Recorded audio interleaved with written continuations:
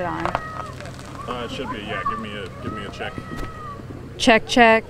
Wait, Check. We might need to check the frequencies. It's not moving. Oh wait. Yeah. No, it's good. It's good.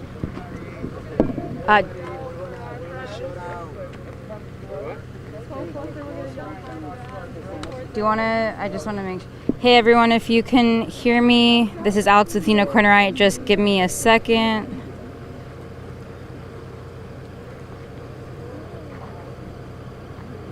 All right.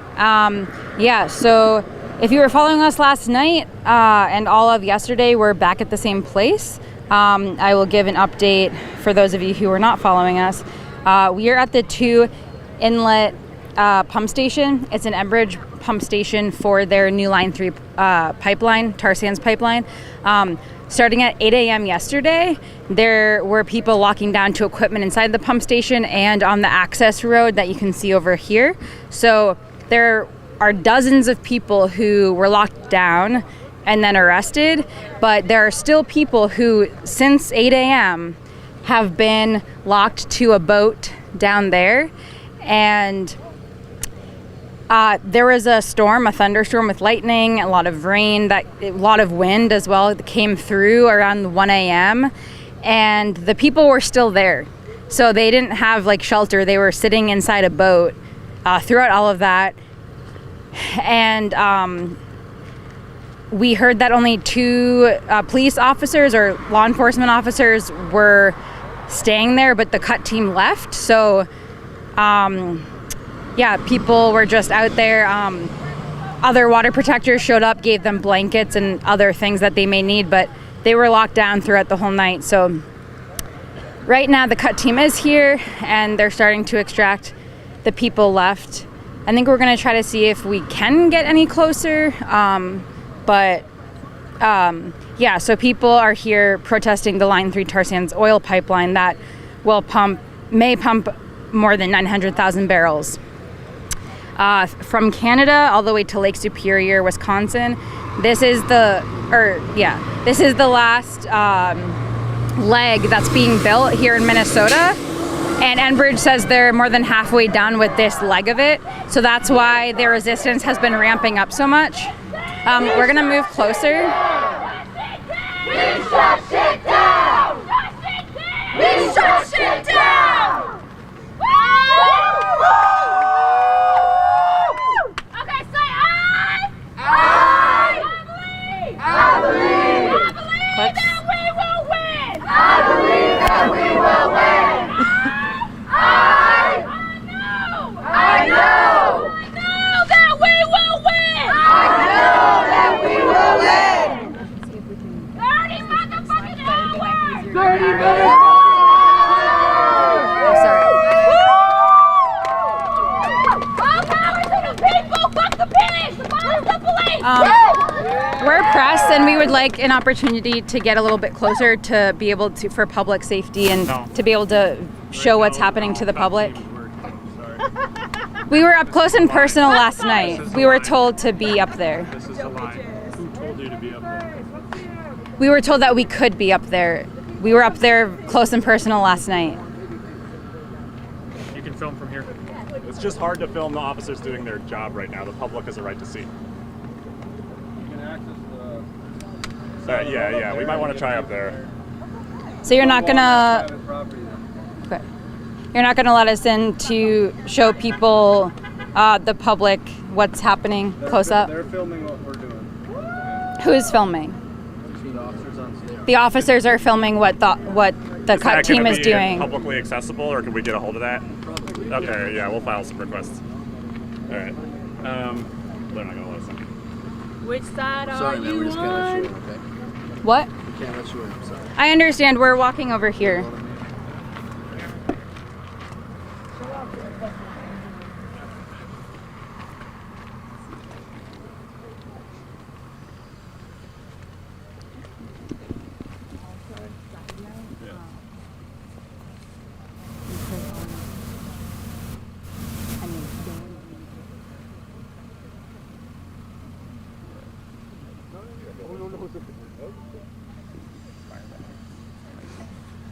So the police, there's 4, I believe, police just lined up right at the edge of the work access road. They were not letting us get any closer to do our job as journalists, to get to show what's going on. So we are gonna try to get zoomed in footage from back here. Again, we're at the Two Inlet pump station in northern Minnesota in Anishinaabe territory. And this pump station is being built for the new Line 3 pipeline that is, according to Enbridge, more than halfway done in Minnesota. And this is the last leg that's being built. So if this section in Minnesota is done, then the entire pipeline is complete. So that's why water protectors have been ramping up their resistance to it. No, you're not moving. I'm not filming. I'm gonna get closer. Looks like they're cutting something out of the top. I think we should. I agree. Have they issued any warnings to media folks? Not really. They just But I have to think listen to they their line. would first, honestly. I think they would. They would give a warning first. Yeah, I think they would come up and be like, no, we'll have to get that. Like, I think. We usually get 3 warnings. There's just been a lot of cycles. And they left me on the road, and then they, as soon as they start cutting people out, they put shoulders on. Wait, to move, and then they would cut back. That was the move. Oh, it was the main officer standing there, who's closest to the line. Oh, he's. Huh? You know, who was responsible for that one? That officer. With the blue on? The one you were speaking of. But yeah, the orange. But there might be a superior. They're all deputy sheriffs, they said. I think we should do a coordinated surveillance through the field. I don't think they have jurisdiction.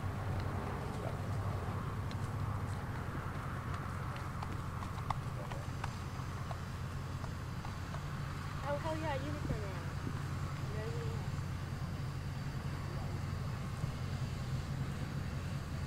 Want to do it? Yeah, Chris, we're gonna. Okay, cool. Like, great. We're gonna get a bit closer to the activity of what's happening. Press was allowed to get closer earlier, so we are trying now to get a closer look of what's happening since we are press. Press was allowed in here a few hours ago. I just told you you need to stay back there. I'm asking you nicely. Please step back. Press was able to be back I'm there. asking you nicely today. Please move What is back. the reasoning? Can you share the reasoning? Because this is the line we're drawing. You need to stay back. What law is preventing press from being able to You get got a closer? good shot right there. I'm talking You to wanna you right stand now. back there, that's fine. He says he's got a good line right there, man. Walk back to him. Okay? I'm trying to. We're on equal playing field, so it's not like he's my Here's the deal. When we superior. have a So cut team going, we have to have a safety officer with them to make sure that they're not being encroached on by whether it be protesters or activists, whatever. we are journalists, so more it would just people- be us 3. It would just be No, us and 3. That takes 3 of us from up there. 'Cause There's we have no to police walk. officers back there. I heard a police officer had a We're camera working on the people. cut team. Ma'am, I'm not going to argue with you. Please step back. Just as you're trying to, uphold the law, like the Constitution says that we're People allowed to said film. You can see we're not going crazy back here. They're cutting people out of I can't see the arrestees from here. He said he can, so maybe Well, if you no, stand he can back. see the guy cutting. He can't see the arrestees. And not- we have the right to observe the process. Yeah, from back there. No, we can't observe it from there. I'm not going to argue with you guys. This is stance for Dave. Okay. Will we receive a violation? What's the If penalty? you go up there, we'll arrest you for obstruction. Okay, a Hubbard County Sheriff's deputy said he will arrest us as journalists if we try to get any closer to film the cut team cutting people out of lock boxes where they could potentially be injured. Limbs are inside lock boxes as they're cutting into them. If 16 to 18, this one came 18 over. Chris, can you move a tiny bit closer because I want to maintain this area and just. I mean, as long as you can get a shot We just gotta from. see for the mic frequency range. Yeah, let's see. Can you see? Like, I mean, okay we're not right gonna. there? They're doing stuff on the top of the boat, That we so we're can't not see, gonna be yeah. able to see into that regardless. I can see the cut team on top of the boat. 18, go ahead. Like we got a little hand circular saw out. Hand circular saws out. Yeah, similar stuff. If you were watching the stream last night, it's similar equipment and technique to get people out of lock boxes. The Beltrami Fire Department is also here today, which I don't believe was here last night. Looks like they have a Blue Line Matter flag on the side of the truck.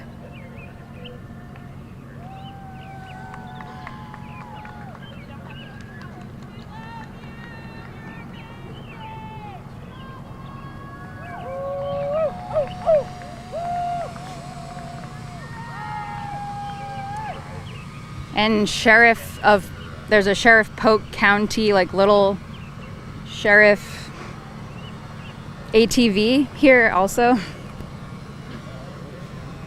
I don't know what kind of liquid it is. It might be water, I'm not sure.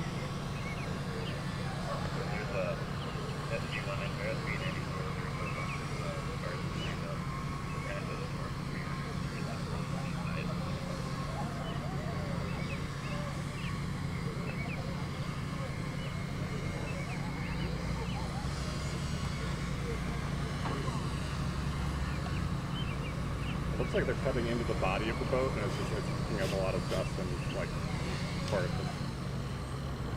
So, yeah, in order to get someone out or multiple people out, looks like they're cutting into part of the boat, and that's the smoke you're seeing. It doesn't look like anyone doing, like, the cut team is wearing any masks, so I guess they're breathing all of that in. Does look like they're wearing some ear and eye protection, though. I cannot tell you what the water protectors are wearing, if they're wearing anything, because we can't see them. And these officers are not letting us get closer to let you know of that information.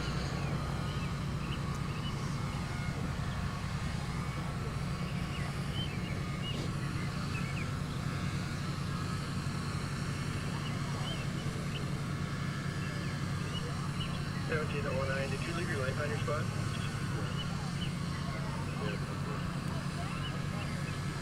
Okay. You know how many people are still locked in? Is it still 4? There are still 4 people locked in to the boat.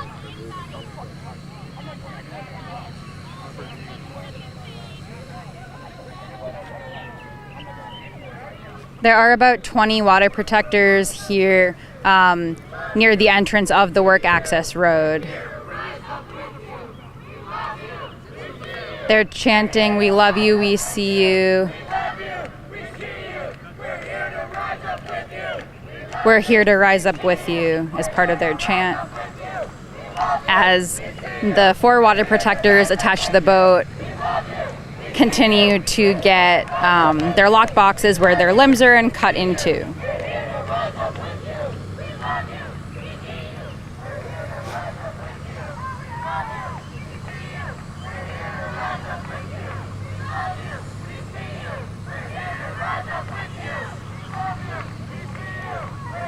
And yesterday there were at least 50, I would say 50 people arrested and brought to jail, and then at least about that amount, also at least 50 cited and released. So we'll try to get solid numbers later, get numbers confirmed, but I would guess at least 100 total arrested and or cited yesterday and last night. I have a little update on the cut team process if you want. So what we're seeing is like they're cutting into, I think it's just the boat, but I'm not sure. But they'll cut it and then they'll pour water from a water bottle onto it to like cool it down so they can keep cutting. Yeah, so as part of their process, it's pretty normal once they're cutting to then spray water to cool it down. particularly, that's a big safety measure for the limb that's inside because it's touching the metal, or and then when they're cutting into it, that heats up the metal where their limb is in, and so then spraying water on cools it down so that they can keep cutting. So that is, from my understanding, mostly a safety measure for the person whose limb is inside the lockbox.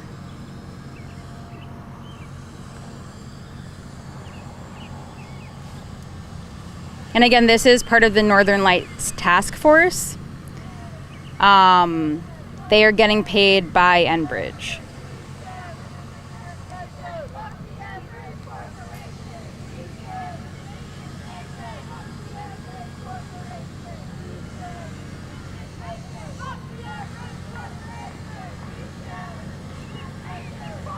And yeah, yesterday there were hundreds of water protectors here, probably at least 500 at its height.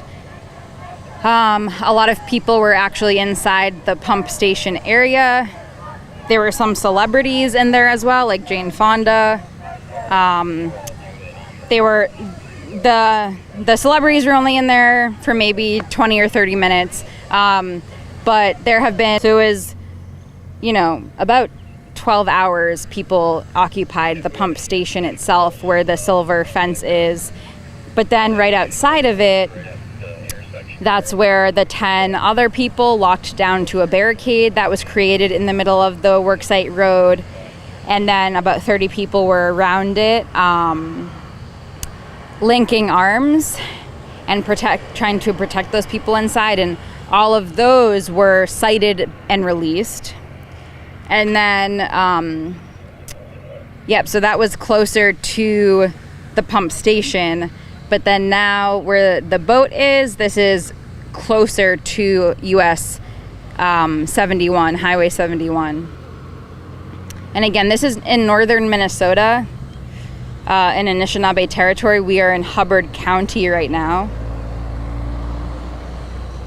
But this is a multi-county response by law enforcement. There's Beltrami, there's Hubbard, there's Polk County. A state trooper is here.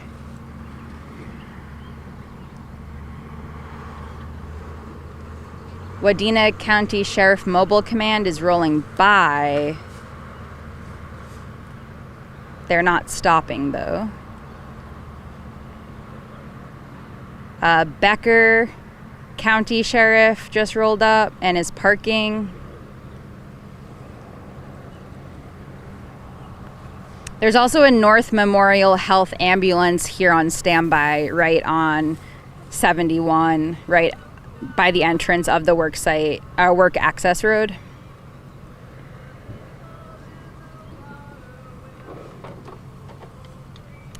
Okay, they're cutting some sort of material loose.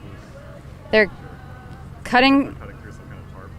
They're cutting through some sort of a tarp right now with a knife. The extraction team is. It looks like maybe cloth or a pad or something. Cloth or a pad, some sort of material. Oh, it looks like the EMTs or paramedics from the ambulance were actually down there waiting. They're in these white t-shirts here.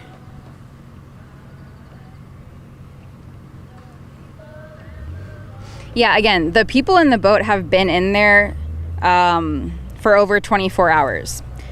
And during the lightning and the thunder and the high winds at around 1 or 2 a.m. this morning.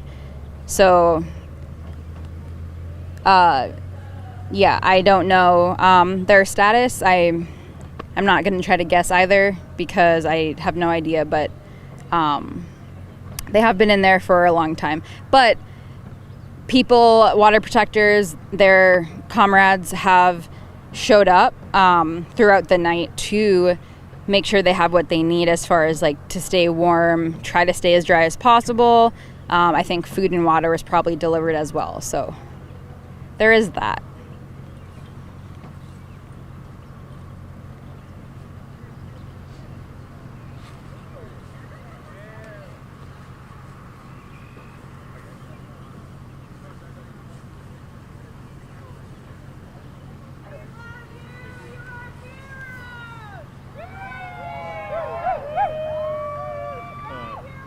I want to go a little bit this way to get a better line of sight because they're moving where they're working. So let's just like this way a little bit. If we lose sight on the cut team, maybe we could just go to the road a bit.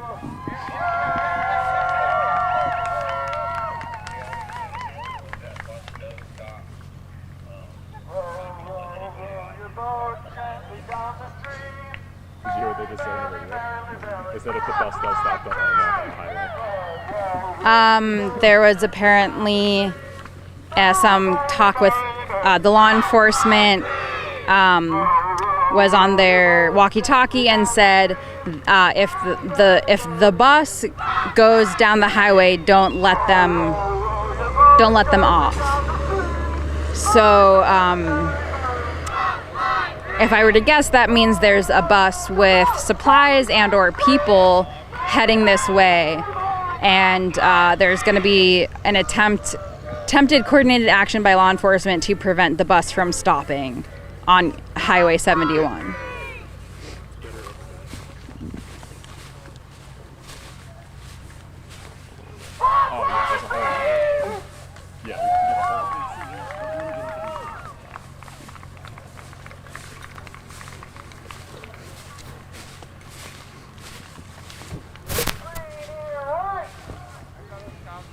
So now we're showing the back of the boat, closer to where we were last night.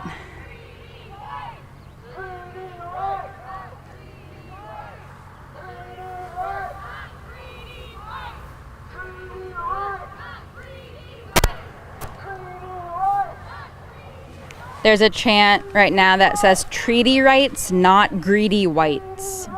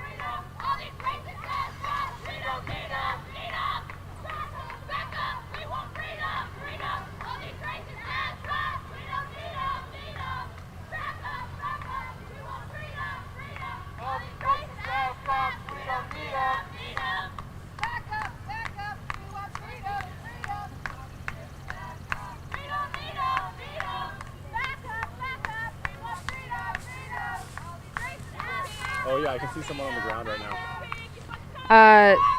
We can see a water protector on the ground right now. Where the deputy's kneeling, he's right in front. Where the deputy is kneeling, right in front, right at the back of the boat, there's a water protector on the ground still there.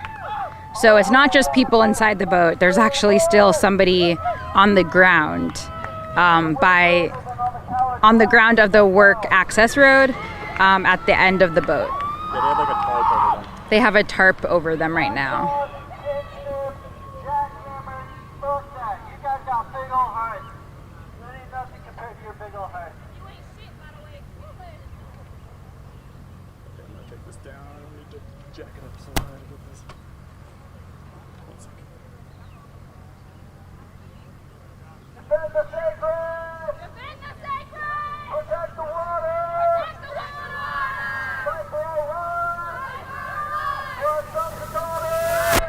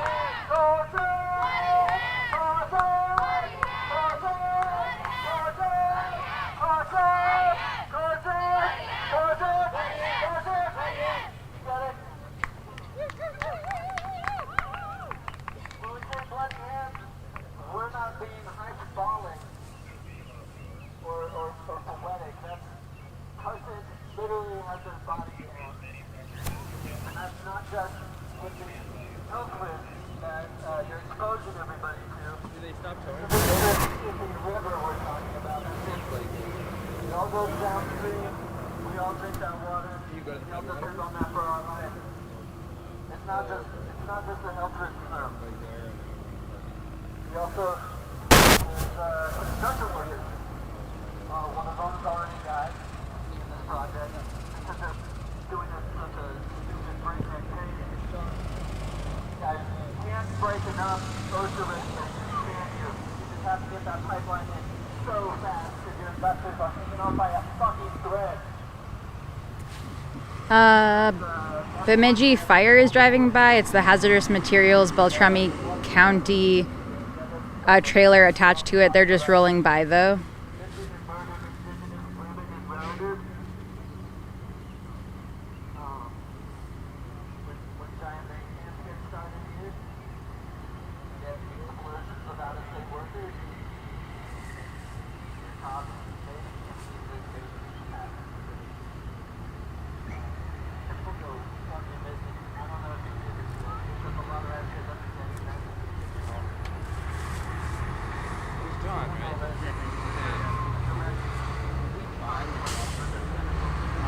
I was there earlier.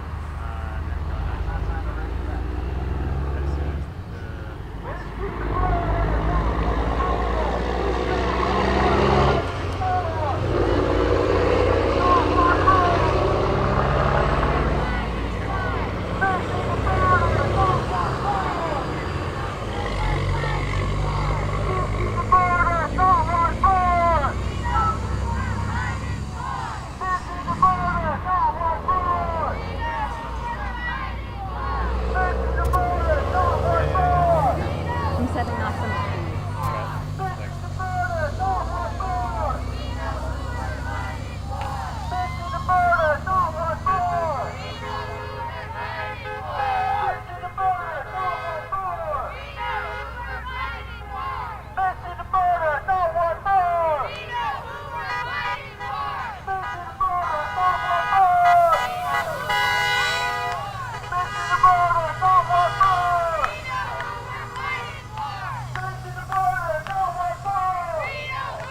So you can see someone's hand who's locked down, their arm is sticking out of the The arm and hand of someone who's locked down is sticking out of the tarp right now, so that's what you're seeing in frame. They're putting their shoes back on for them. Stand. With their boots. You can stand in front of me if you need to. Oh, no. Okay. I was trying to see who it is. Okay. There's just an announcement that vehicles need to be moved in 5 minutes or they're going to be towed. So I might need to jump back up there, but we'll still have a stream here.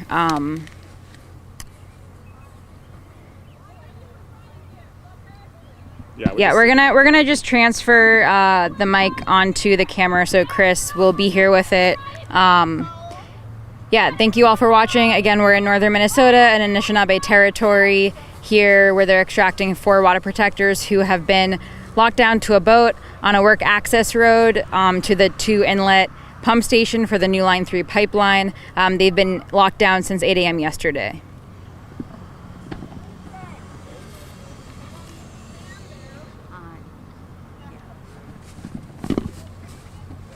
So there's some sheriffs in riot gear approaching from the other side here.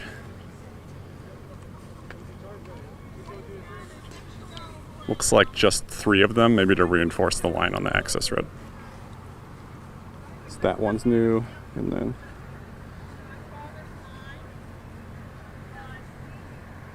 these 2 guys over here are also new arrivals. And that state trooper is heading back to the road, I believe. Maybe he just issued the threat to tow the vehicle since it's a highway. It might be state patrol jurisdiction. So we can hear cutting noises coming off the boat. Even with my monopod janked way up, I can't really get you an angle of the actual cutting going on. I'm sorry. We asked them to let us get the better view that we got last night, but they said that they're filming it, which we have seen them with. The cut team has camcorders to document their own activity. I asked if that would be released to the public. One of the deputies said, yeah, probably, which I have a hard time believing, but we'll see. I mean, we'll certainly ask them for it.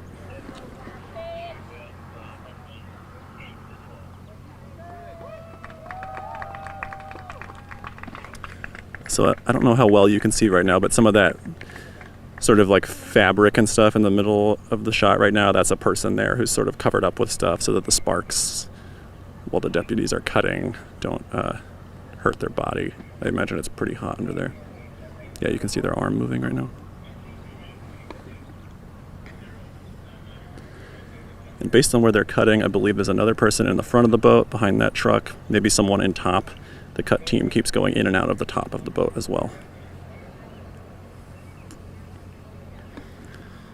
And so from this cut team operation today, as well as the many extractions last night, they'll probably be comparing notes, going over their video, trying to figure out how to neutralize these lockbox devices more quickly and efficiently in the future, so that Enbridge, the pipeline company, which is funding a lot of this police operation almost directly, there's an escrow account managed by state officials that's just full of pipeline money that then anything to do with the pipeline, not everything like weapons, but like hours worked and a lot of equipment, uniforms, things like that, is being paid for with pipeline money. I imagine all their overtime as well.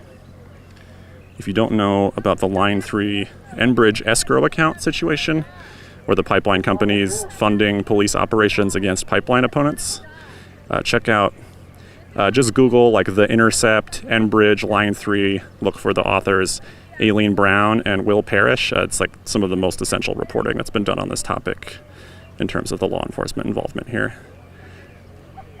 It's a very unconventional arrangement for the pipeline company to essentially fund the entire police operation in advance of the work happening. Most of $1 million has already been allocated from Enbridge, the company building Line 3, the third largest company in Canada, mostly involved in, pipelines and energy transportation.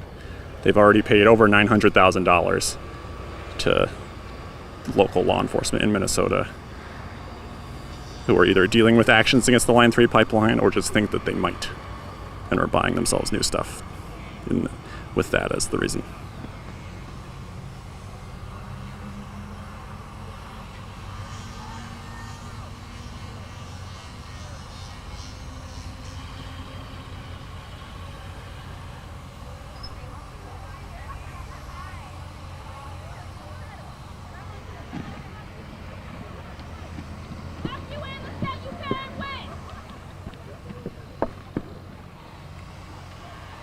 One more sheriff's deputy in riot gear arriving.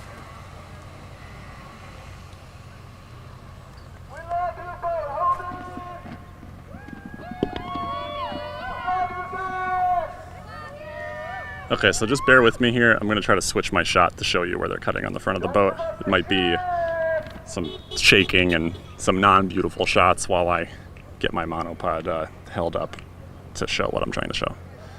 Thanks for your patience, everyone. Thanks for watching. Row, row, row your boat gently down the stream. Merrily, merrily, merrily, merrily.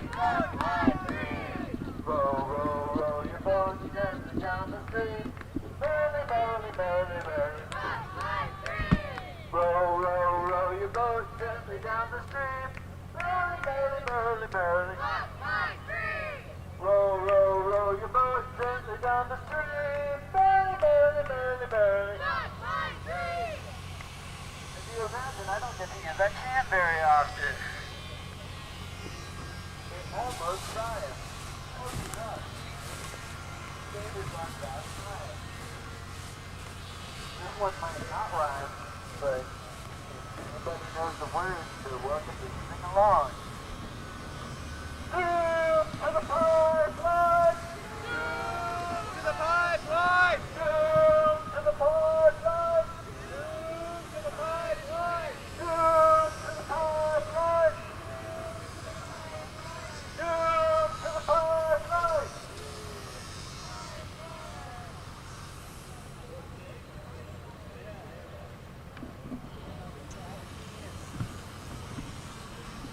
Doom to the pipeline! Doom to the pipeline! Doom to the pipeline!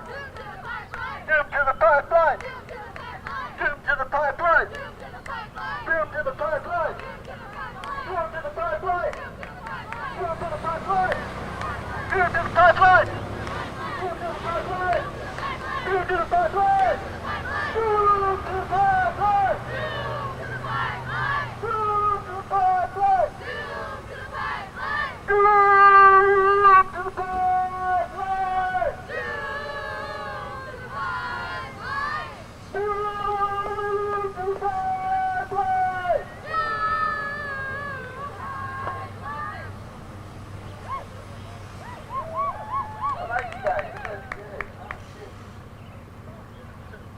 If anybody else wants to stop my ring of terror,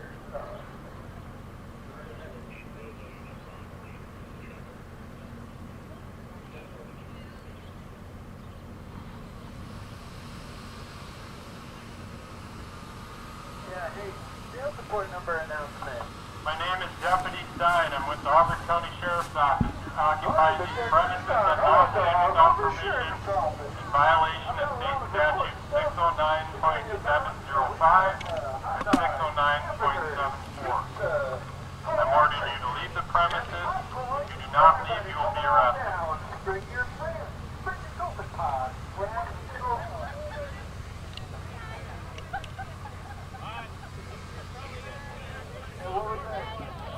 So it seems like law enforcement's now just saying they're going to arrest everyone if they don't leave. They're trying to just like clear out any sort of observers other than themselves. Anybody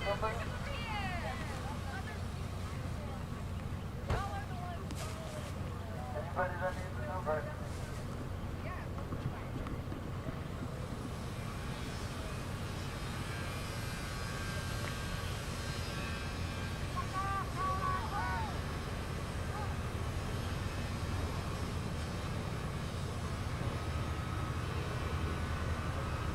So they're still cutting on the front of the boat. You can sort of see it.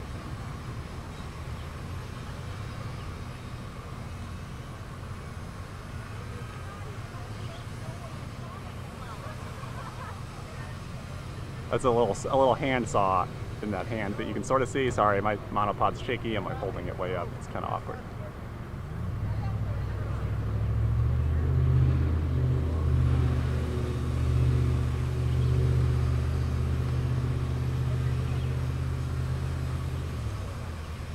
Car saying no way, not ever, not today. Car saying no way, not ever, not today. Not ever, not today. Car saying no way. Car saying no way. Car saying no way. Car saying no way. Car saying no way. Car saying no way. Car saying no way. Car saying no way. Car saying no way. Not yesterday either, am I right? What do you guys think is going to happen tomorrow? No Tarzan, they got no room here. Some of the antique fucking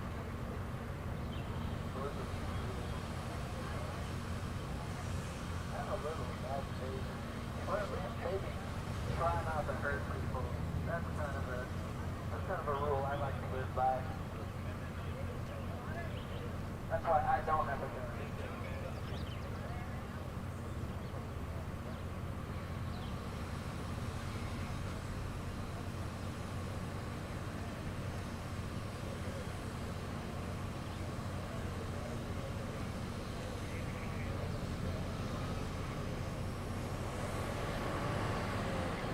You guys want to sing a little song?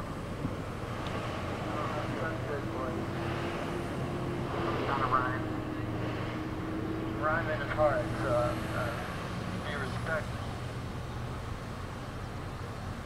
You just repeat after me. It's pretty easy. Hey, My name is Deputy Stein. I'm with the Auburn County Sheriff's Office. You're occupying these premises unlawfully and without permission in violation of Public Nuisance Statute 609.705 and Unlawful Assembly 609.74. According to you to leave the premises, you have 10 minutes to do so. If you do not leave, you'll be arrested. You're occupying these premises unlawfully. If you do not leave, you'll be arrested for unlawful assembly.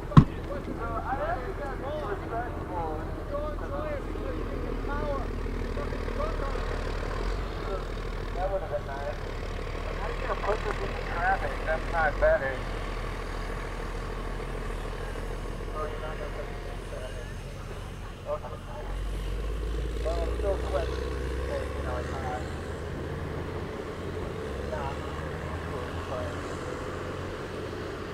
So these two men seem to be working on the, I believe it's 2 people locked down sort of on the back and sides of the boat here. They've been locked down, blocking stuff since yesterday morning, going on 30 some hours now.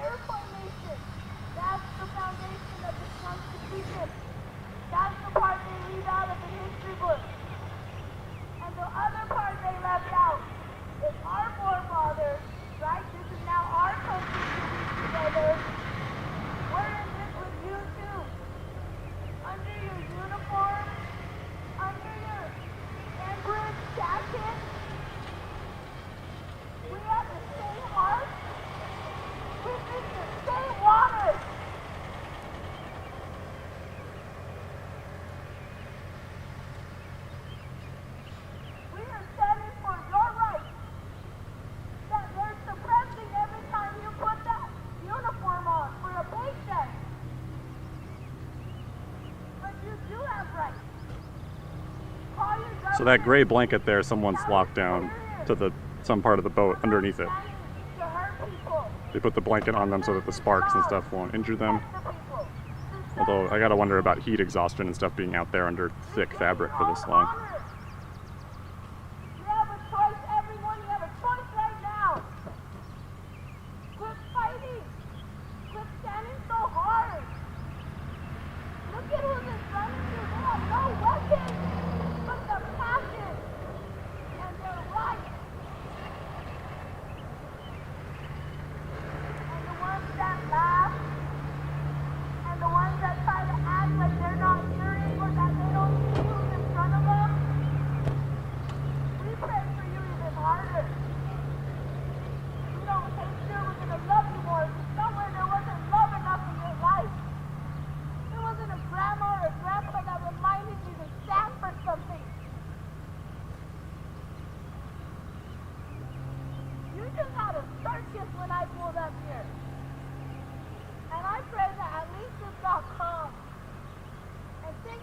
you're gonna do to everyone. Think about how strong everyone here is because they're still standing. And I hope you felt that rain last night. I hope you felt that on the rooftop, on your windshield. That was our spirit. That was those ancestors. Thankful. Thankful what we're doing for the evolution of that water cycle. That these companies are taking from you and I. You're part of this too, but you're a big block in the movement right now. So shame on you if you choose to use those damn straps on your belt. Are you ready to tie humans up like sheep? Like cattle? Do you feel so strong standing there with those plastic rings around you? Is that what taxpayer dollars pay for? Is fucking supplies from Home Depot to treat human beings? I hope you're walking away to put them away. God, I love all of you standing here. I'm from fucking the Southwest. They're fracking the shit out of my homeland. And I'm here with you guys. Minnesotans, for real, everyone living along this Mississippi River, keep the fight. Remind them we're only getting bigger and stronger and smarter, and eventually the world and those companies and those arguments. You gotta just figure out when your time it is to be something different.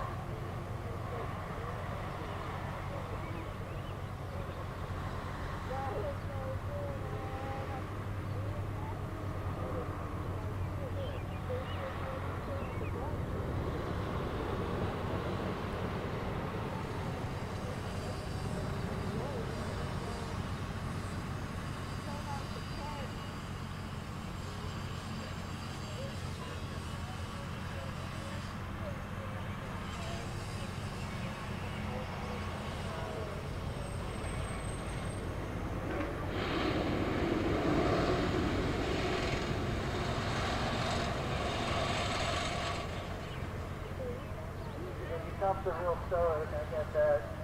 There's that whole kind of toxic masculinity that we can't show emotions. I'm fighting with that one too. It really sucks. Maybe I'll cry later. I hope you guys do. If there's anything left in those huts, maybe get your jobs and support your communities in ways that don't. One of them. That would be fucking sick. Anyway, but I'm not here for you. I'm here for my homies. My homies are on that boat. Still on that boat. Love you guys on that boat.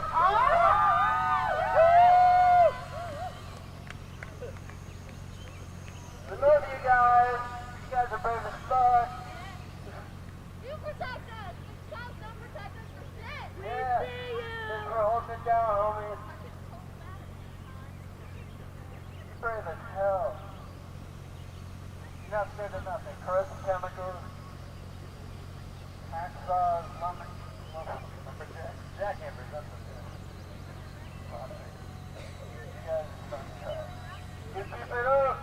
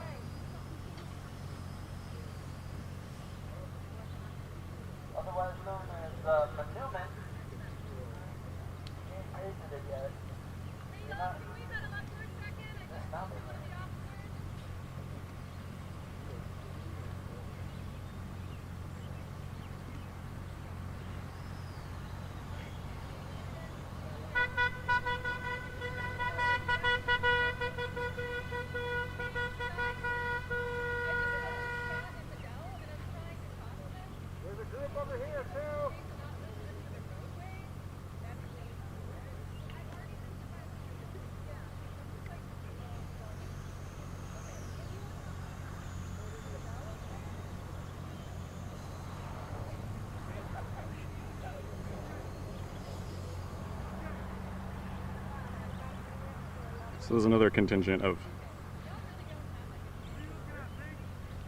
I believe, Moorhead police moving in from behind me. I'm going to try to keep the shot to show what they're doing with the people locked down. There's at least 2 people locked down in the frame of my shot.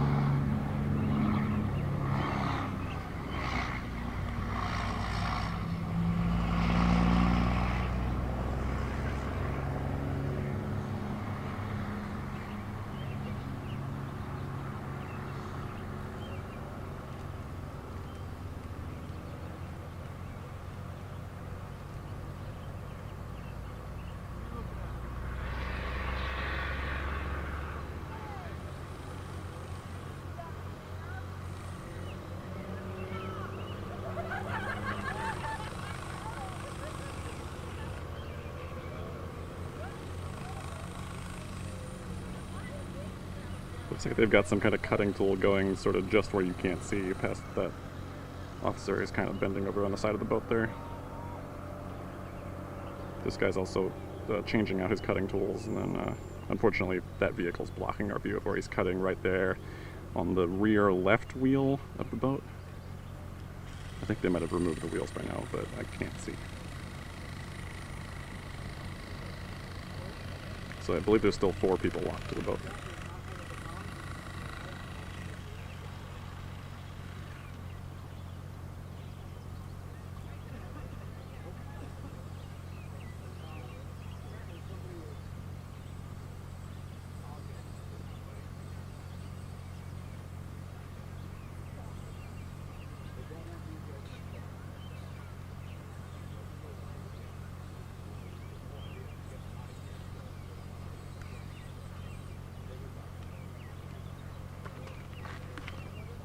I can hear the officers behind me in riot gear talking about how we don't want other people joining. I don't know if they mean the protest on the road or the lockdown or what.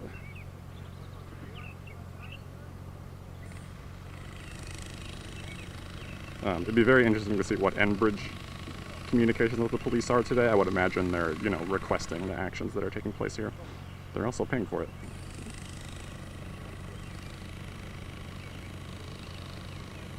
Enbridge is the company that's building Line 3, and they have a special escrow account set up as part of the Public Utilities Commission approval at the state level in Minnesota. That's basically all the hours and overtime, and not all of the equipment, but much of the equipment used by the deputies and officers here is being paid for with money from the tar sands oil project that people have been opposing, that this boat and the 4 people still locked to it are blocking an access road to the Two Inlets pump station. We showed you the occupation there yesterday. Several hundred officers and sheriff's deputies in riot gear responded to retake this facility on behalf of Enbridge, the Canadian tar sands oil pipeline company.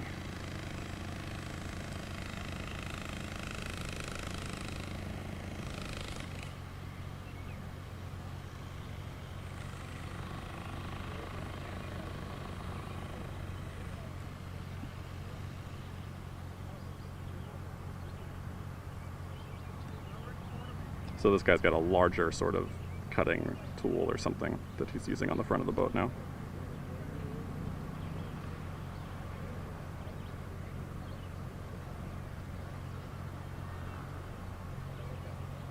So yeah, the 4 people still locked to this boat. I believe there was like up a dozen or maybe 16 people initially locked to it. There's 4 people who have been managed to stay locked down from yesterday morning until right now while you're watching.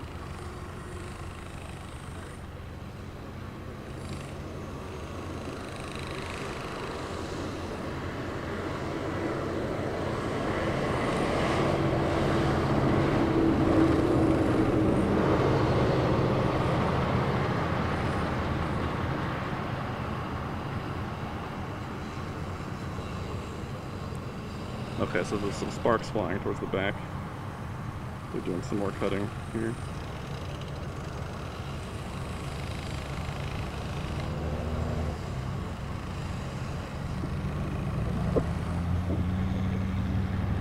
Sorry, excuse my handling here. I'm sort of in an awkward position to get this view of you.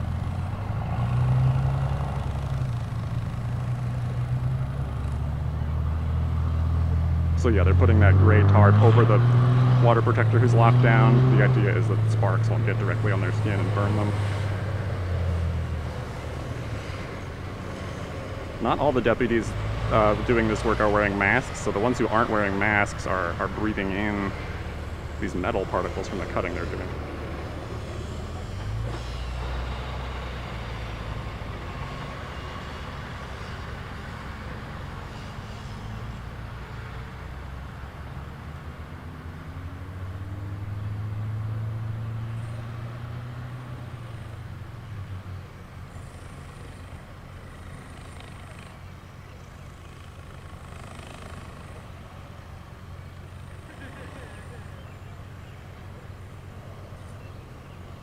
He's still cutting on the front with this bigger yellow cutting tool here. So I would guess it's 2 in the front, 2 in the back of the boat. We can't see the front really. We can see when they're on top of the boat doing this kind of work. We can see a little bit at least. So these are cut teams, also known as extrication teams, either from probably local county sheriffs or police or fire departments that work with the sheriffs and the police. They've all been cross-training and reinforcing and informing each other as part of the Northern Lights Task Force, which is a task force created specifically to deal with and put down basically resistance direct actions against the Line 3 pipeline. They've been training since at least 2019 for this, including at Camp Ripley, which is a military base in Minnesota.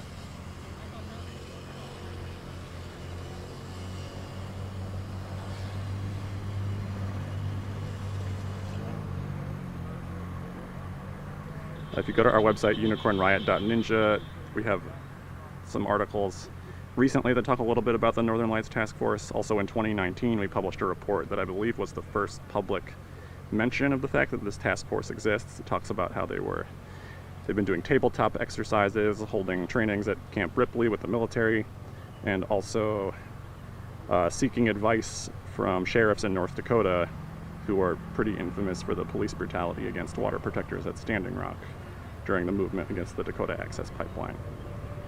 If you want to learn more about the history, very recent history of the struggle against the Dakota Access Pipeline, which in many ways mirrors the fight against Line 3, including the collusion between the police and oil company and oil company private security.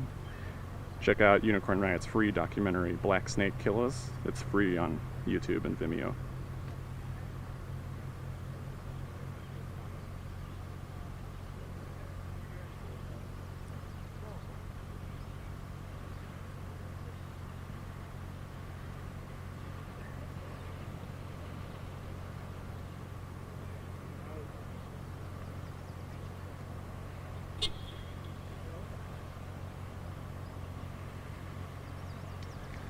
So there's some cloud cover out, so it's not quite as hot as it was yesterday, but I would guess it's close to 90 degrees.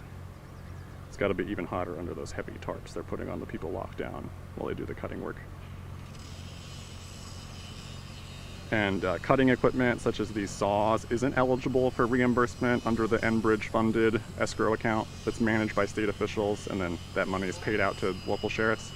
But at least in one case, Enbridge employees have been seen gifting this equipment, the saws and stuff like that, directly to sheriff's departments. People have gotten photographs of the handoff happening.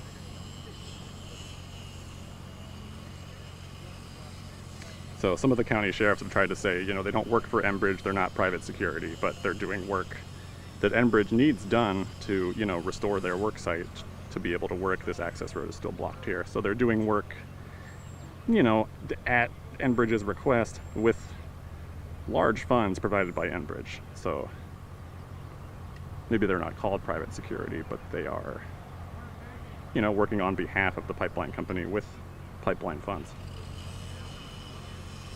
Enjoying, you know, extra money, extra overtime, money in their budgets that they might not otherwise have. And they know that the extra hours, the extra manpower they allocate to these pipeline direct action events, you know, they won't come out of their pockets, the oil company will pay for it. So that seems like a pretty clear incentive. To me, as a humble observer, it seems like a blatant conflict of interest. But also not unusual for police in America. Police in northern states, in the South, we know that many police departments evolved out of slave patrols and things like that. In the North, many state police agencies didn't actually exist until large union strikes were happening in the early 1900s. Companies like coal companies and things like that would have their own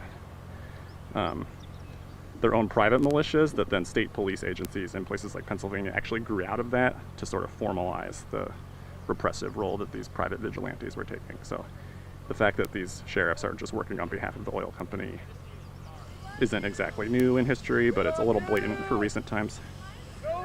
Looks like they've extracted someone who was locked down in the top. Okay, 2 people were locked up top in the boat. Looks like the cut team, aka the extrication team, finally cut them free.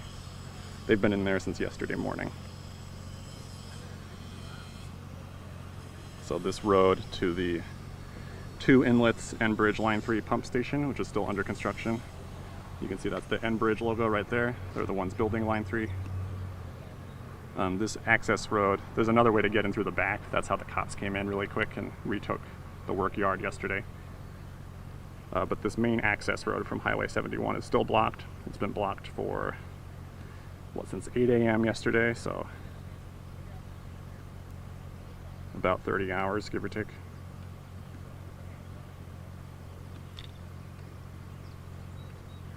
This guy seems to be asking for flex cuffs to arrest them. He doesn't seem to have any handy.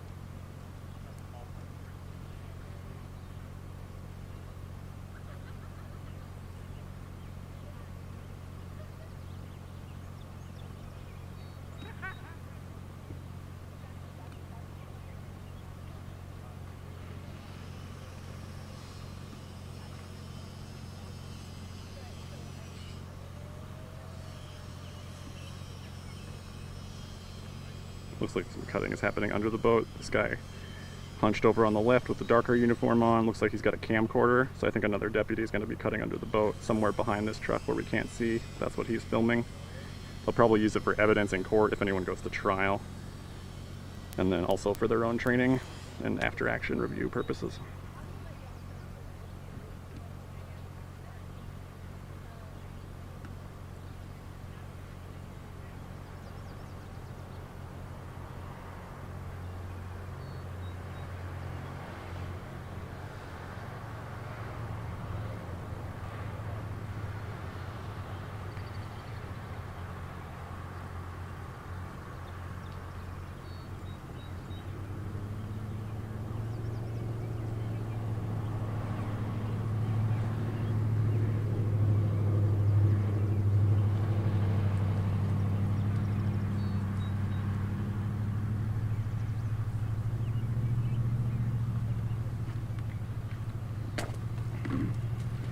Just give me a second while I adjust my shot. Sorry.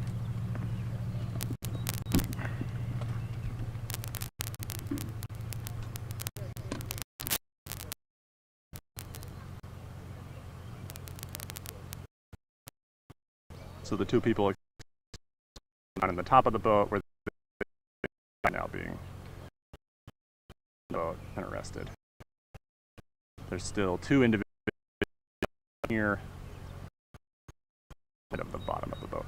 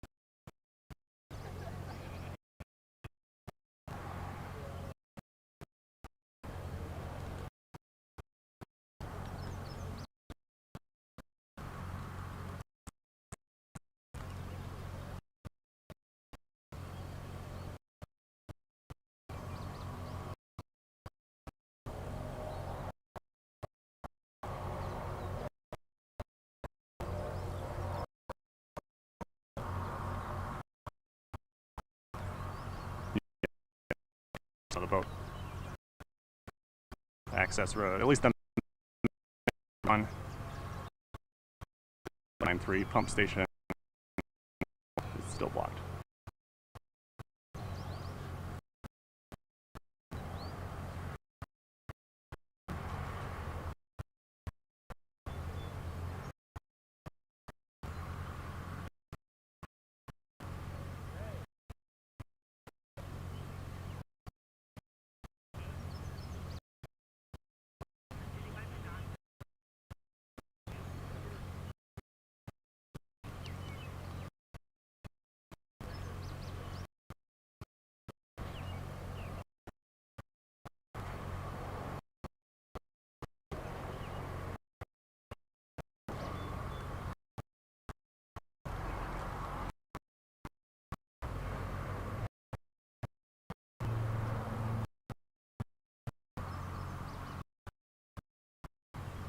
All right.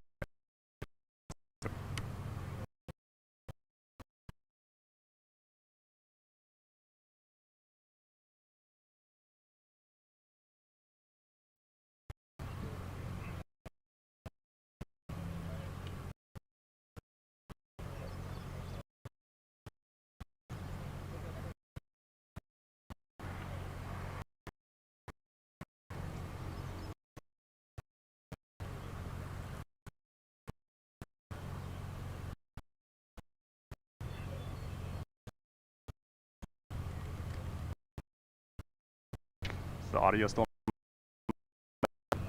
Thank you. Sometimes we get some audio issues. All right, we're just gonna change the audio.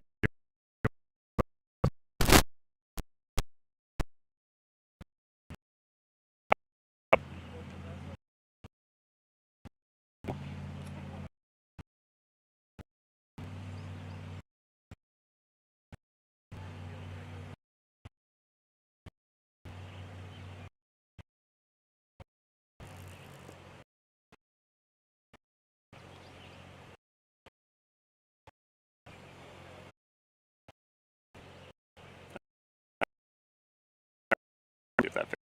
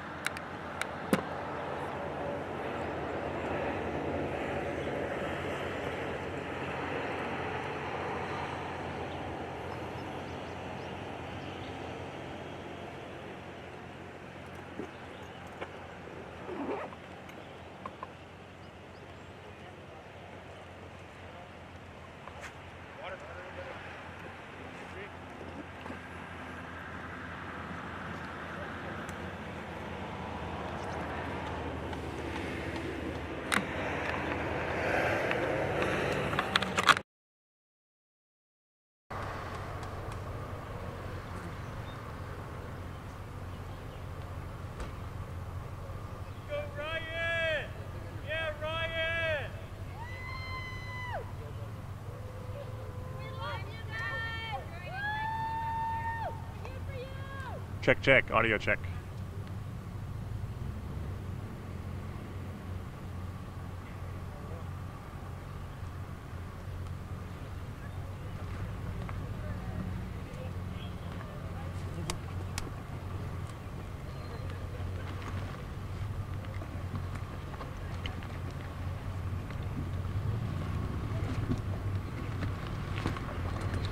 Hey.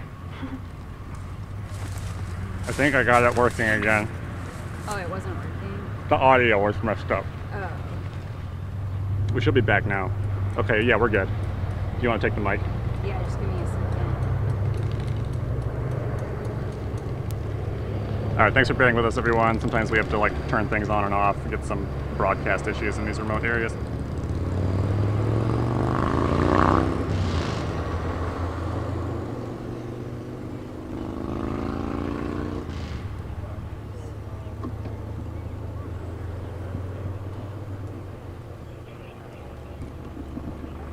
All right, just 1 second, everyone. Sorry. Sorry about all the shakiness.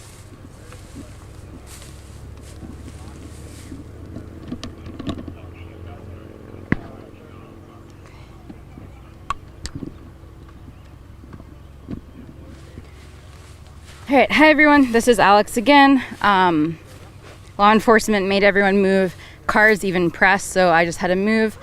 But back on the ground, obviously you all who have been watching have been seeing this happen. The extraction, the Northern Lights Task Force has been removing 4 people from this boat who were here since 8 a.m. yesterday. Has anyone been brought? 2 people got took out from the top, so there's 2 left. 2 people got extracted from the top already, so there's 2 people left who are on the ground on the access road itself. We are at the Twin Inlet pump station. It's for the new Enbridge Line 3 pipeline. The pipeline is a tar sands crude oil pipeline, also known as dilbit. It's diluted bitumen, comes from Alberta, Canada. And if complete, this pipeline could pump over 900,000 barrels a day, which is greater than the Keystone XL pipeline. So even though that one was canceled, this one is even bigger. This is the last leg as well. There are, Enbridge says they're more than halfway through with this section of the pipeline, and this is the last section of the pipeline. So if they're able to finish this Minnesota portion, then the pipeline is complete. It looks like there might be some water protector medics able to go up to see the person on the ground.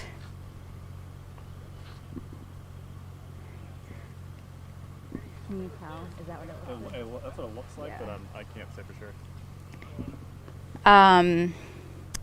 Yeah, so I guess they probably negotiated, getting in there, seeing how the water protector is, there's 2 still all locked down to the boat, but they're speaking to 1 right now. A sheriff deputy is walking up to another journalist right now, asking for a press pass, and now he's saying he asked who issued that to you and is trying to get him to move back.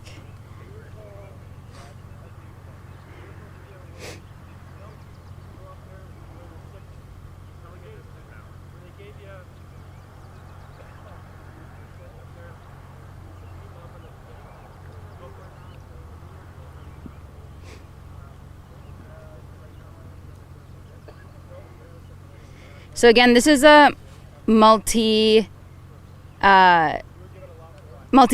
operation right now, and multi-agency. You know, there's Beltrami Fire Department, there's Sheriff's Department, there's police, there's state troopers. Otter Tail County Sheriff is here, Becker County, Hubbard County, Polk County, Beltrami Fire. So yeah, lots of different law enforcement out here today. Last night, around midnight, well, they might have been here earlier than that, but we noticed them at that point. They were near the boat here. Once we moved up this way, there was a Bureau of Criminal Apprehension person here. So he would not say why he was here. He just said, another journalist asked for his title, and he just said he was with the BCA. That was his answer. So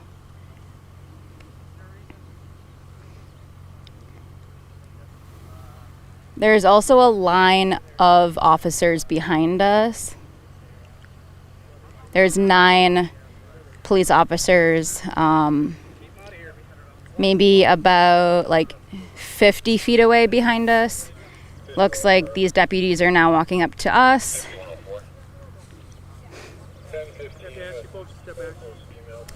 Let us observe all the operations last night. What changed? Other sheriffs here earlier said it was fine to stay here. Like, we spoke with the deputies and they said as long as we're here, we're good. What's So the where- reasoning? I mean, Right where he's at, right there. but Can we I- don't have the ability to. can I view just ask the operation from reasoning? there. We have a constitutional right to show officers doing their job. Oh, we told you. You're on private property right now, so you have to step back. Step back over here. All right. I mean, just what changed last night? They had no problem with us recording the operation. Yeah, so we the were public like can see what you're 10 doing. feet away from the boat all of last night. The BCA agent was cool with it. He pulled up a chair and was like, you can sit here. It's important that the public's able to see what happens. Like, this person's safety is at stake. 5108,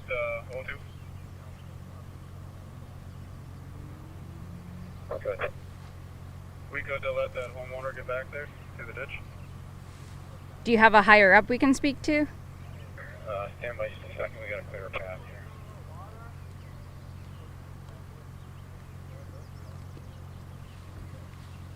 You said you got out this morning. Yeah, I think there's more stuff in the way here, though.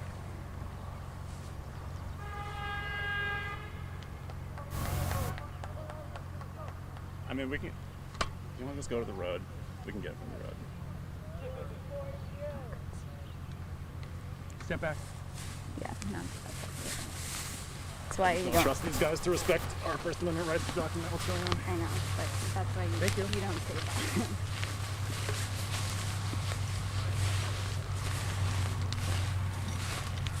that. Well, they're in line too.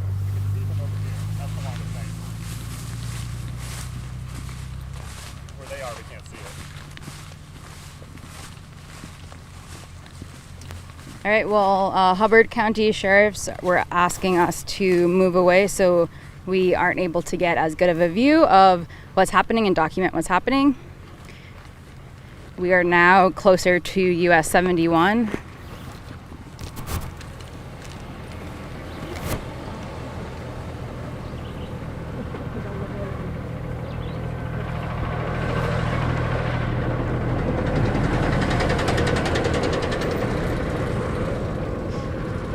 I mean, we can still see the person.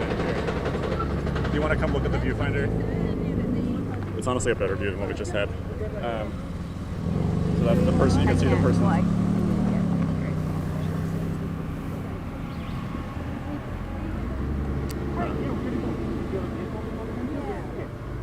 No, it's to the left. Yeah, so that you can see the person's arm in the black fabric. Black?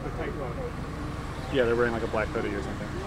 Oh, okay. The person, you can see an arm with a black hoodie or a black shirt. That's one of the people who is still locked down to the bottom end of the boat.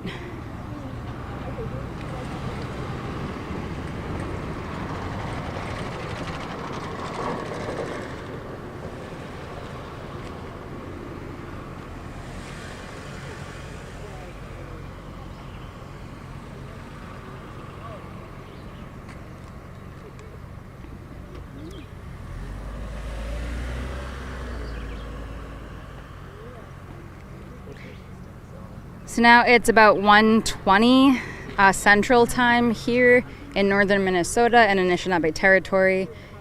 We are in Hubbard County. However, as I listed off earlier, there's a bunch of different counties here right now. There's Otter Tail County, there's Polk County, there's Beltrami County Fire Department. These are Moorhead police right there. There's also Moorhead Police here. So yeah, there's a lot of different counties here helping with this process. There are a bunch of different lines of police as well. They're kind of at the four corners of this intersection of 300th Street and US 71. So again, this is a Two Inlet pump station. It's being built. The corporation is Enbridge, but it's being built, by contract workers. It is to help with the flow and the pressure of this new Line 3 pipeline. So the line will actually go right parallel to the pump station.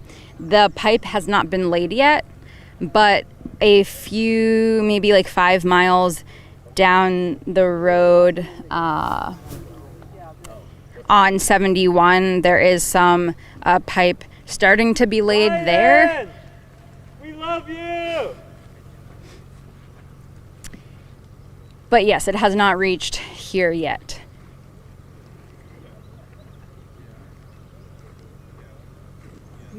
And yesterday, hundreds of people converged on this area.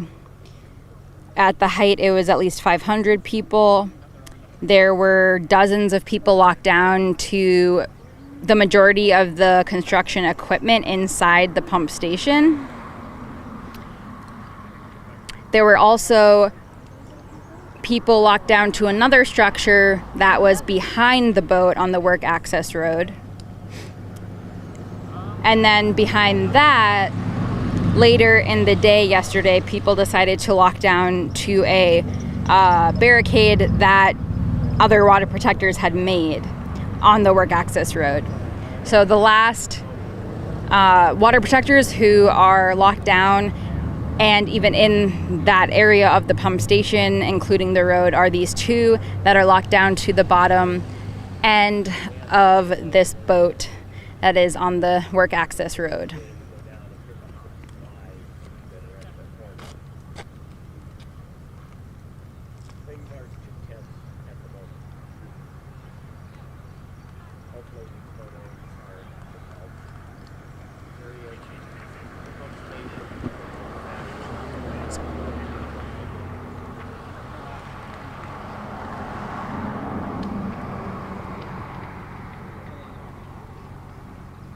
They're not really that good. Yeah, I just need like a little bit of help from my muscles.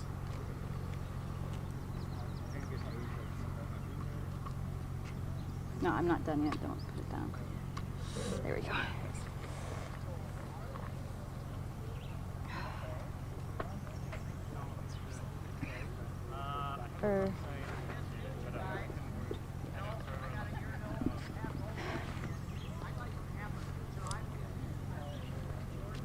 And it's also another really hot day as well.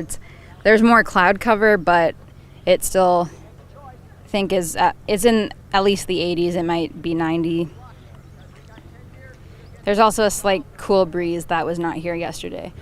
Another thing to note, again, the people inside the boat and who are still underneath were here throughout the night during a intense thunderstorm with super high winds. It was raining.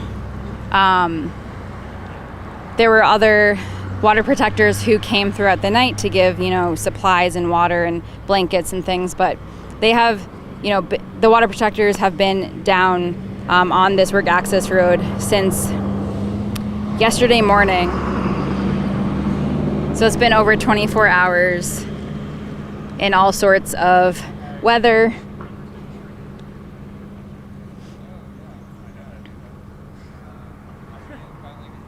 Can you do me a favor and open this?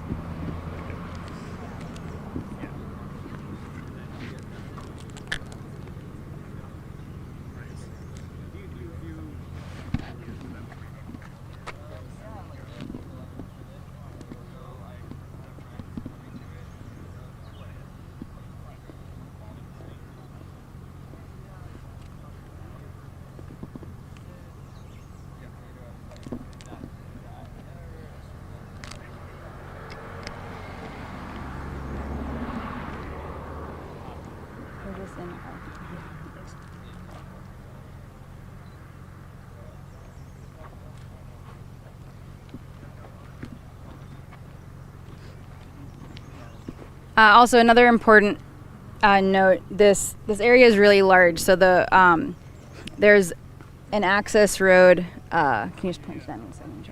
There's an access road that way, where right now big equipment is being taken off of big trucks and earth movers and really big equipment. So that is most likely going to be put back in this area, in the pump station area, to continue construction. It is about 1:30 Central Time, so they might be trying to get some hours in today. But that is something to note, that they do seem to be trying to get back to work as soon as possible. But at the very least, there was no work on the pump station yesterday, and no work that I can tell. There's a big silver fence around the pump station, but it doesn't seem like there's been any work there today also, so far.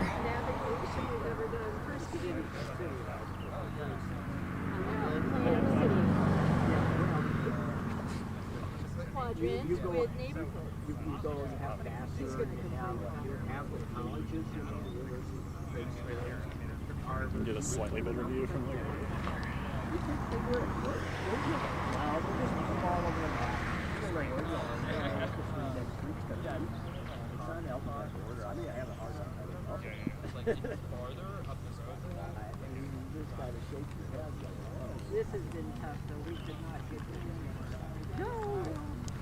There's at least 30 law enforcement officers here. And the line closest to us keeps moving forward very gradually. They are now just moving forward, but they've been slowly inching forward.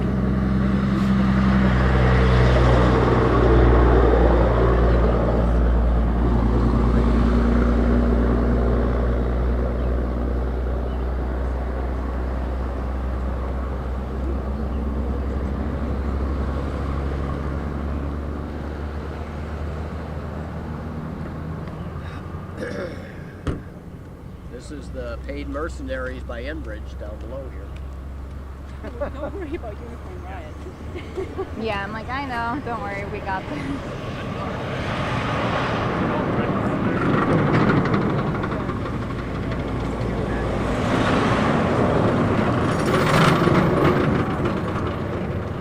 Yeah, so the overside loads that just hauled off some really big equipment, probably for this pump station, just past us, behind us on US 71. They did say Canadian. I didn't hear it, but seems to be one of those.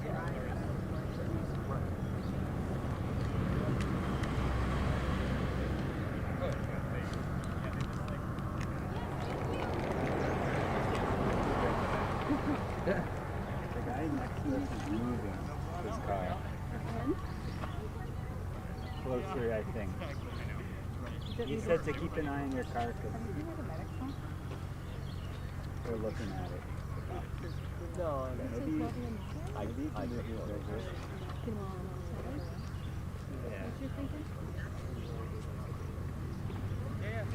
Are they still just trying to figure out what to do? Like, can you tell what they're doing?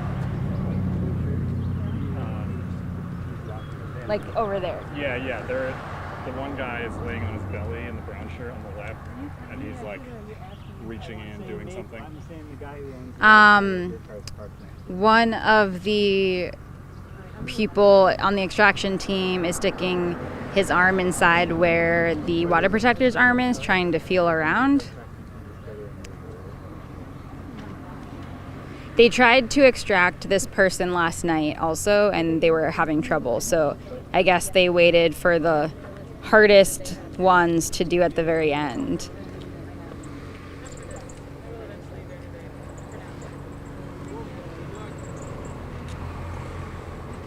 a lot of guys trying to get him out. It's about 9.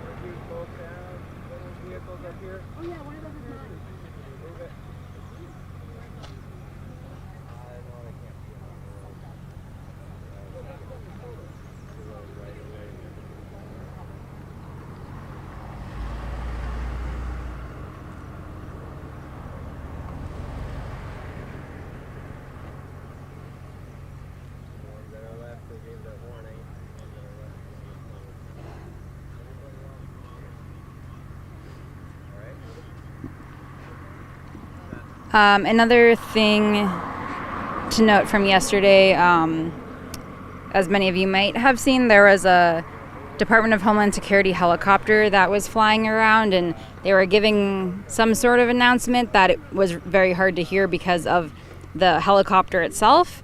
And it got really, really low. Like, it looked about 20 feet, and someone who was like closer on the ground said they thought it was about 20 feet. To the area in the pump station, and so dust clouds were just flying up, and there were like sticks and other things flying around. And then they issued a press release about it last night saying that the idea, and that's a quote, they said the idea, end quote, was that they were trying to make it more easy to give like this message out to the crowd because there were a lot of people. So they did it that way, and it was unforeseen circumstances of all the dust flying because it was so dry out yesterday. The thing to note about that is that the pump station, which you could probably see pretty well up high in a helicopter, is all dirt. Like, it's all dirt in there. So, and like sandy dirt, you know, so easy to pick up. So unless they couldn't tell it was loose dirt from a helicopter or what, but, you know, they did circle around a bunch of times too, and it wasn't just a one-time thing when they went low and the dust came up, it was multiple times. So, but that was in their press release. They said that they didn't mean the idea wasn't to try to get people to leave because of the dust.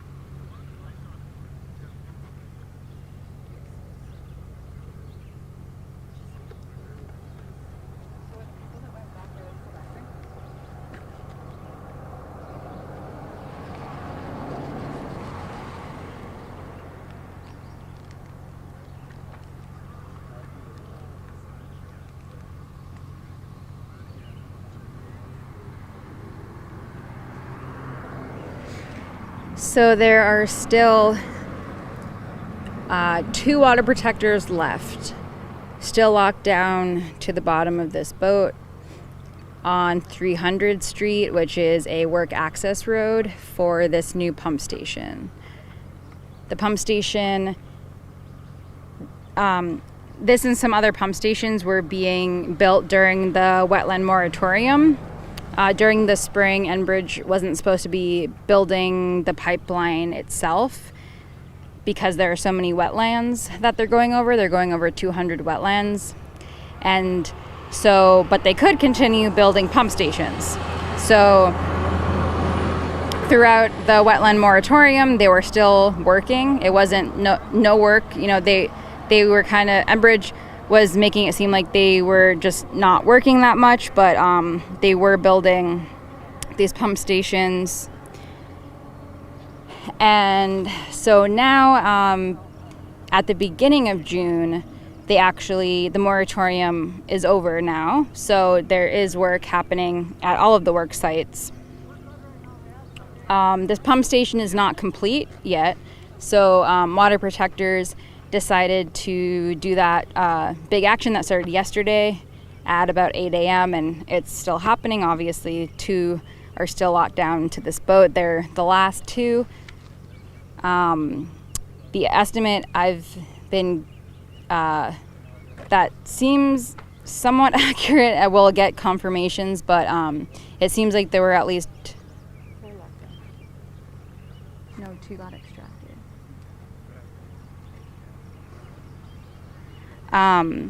there were at least 100 water protectors arrested or cited from yesterday, and that I guess includes today too. There were, at the very end of last night, there were 10 locked down to a barricade that was built in the middle of the road, and then about 30 people were circling that, linking arms, and all of those people, like about 40 or 50, were cited on site, like in the area, and then walked up one at a time with a law enforcement officer to the end of the worksite road onto US 71. But I believe all the other people were arrested during the day and brought into custody.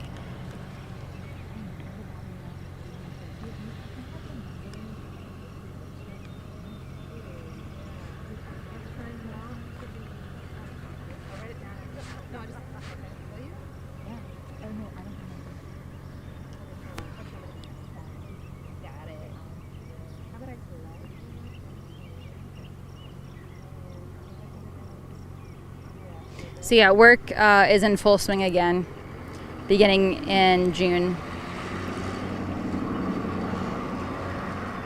There's a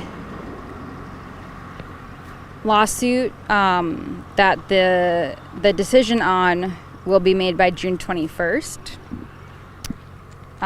It's June 8th right now, so that may be another reason why Enbridge is trying to increase their work a lot, because that lawsuit may stop them from being able to finish, at least once it's made. I'm sure if the lawsuit does actually take away some of the permits, I'm sure Enbridge will appeal that decision and try to reapply with those, with new versions of those permits. But it will halt work, at least temporarily. So it seems that they've been trying to get as much in as possible, perhaps because of that lawsuit. A decision that will be made by June 21st.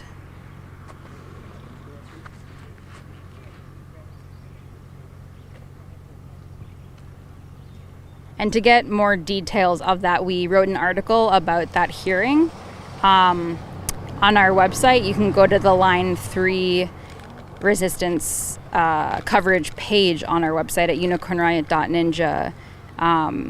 The article mentions the supply and demand that was at the core of that hearing, because Enbridge was trying to say that their public demand for the oil, for the pipeline itself, was coming from the tar sands extraction, so that the extraction itself was the demand for the pipeline, not that the public people, the general public needed it, but that demand was coming from the Alberta tar sands up north in Canada, which is traditional Cree land and other Indigenous peoples' land up there.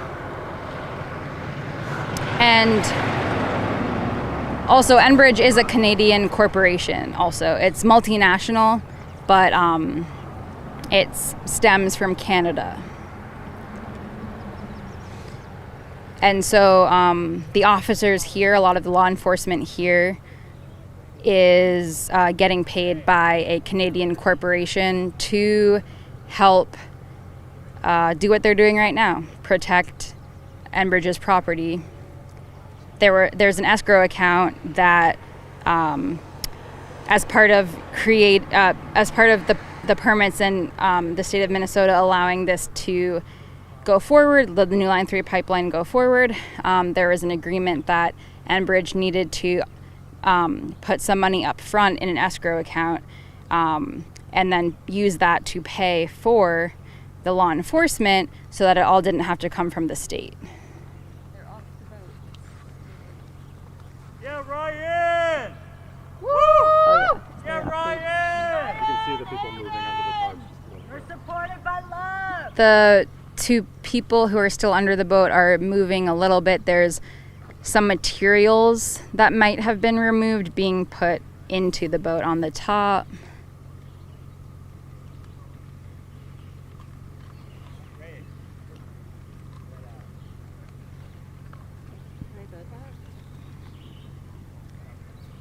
I don't think see they're... someone's head, like their head is out under the tarp. Well, so yeah, from the tarp, but not necessarily unlocked yet. Wait, I think there's 3 people. 2? I thought. Isn't there a third under that gray tarp on the left side? The people that got to go in and text it. Yeah, I was like, I'm pretty sure. Yes, they originally said. Yeah, and then we saw the 2 people get taken out. So. It was like, unless there was like a secret 5th or something. it was like 5 minutes ago that they came out and wrote that update. So then I was like, oh, they were in there, they were mad. Come on, guys.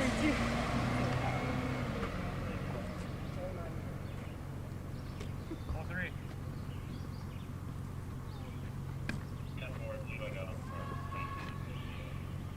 So the tarps that were covering the 2 people still locked down have been moving around, so we could see their heads. It seems like they're still lying on the ground, though, and perhaps still locked down.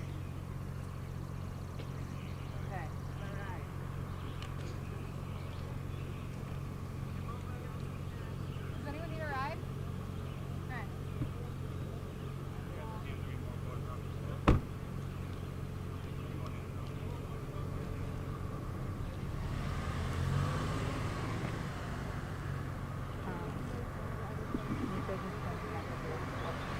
Yeah.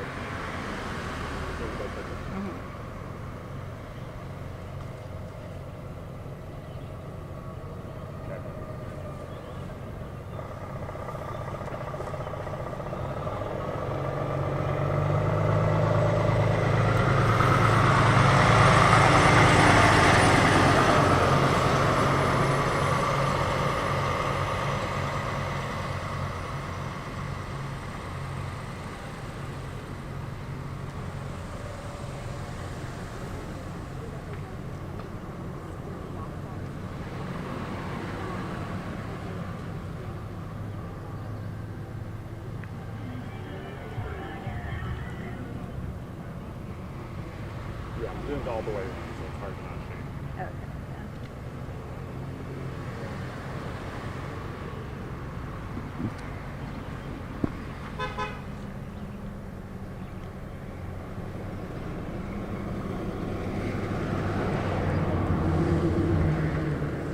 More like trash and other parts of the blockades is being added into the top of the boat.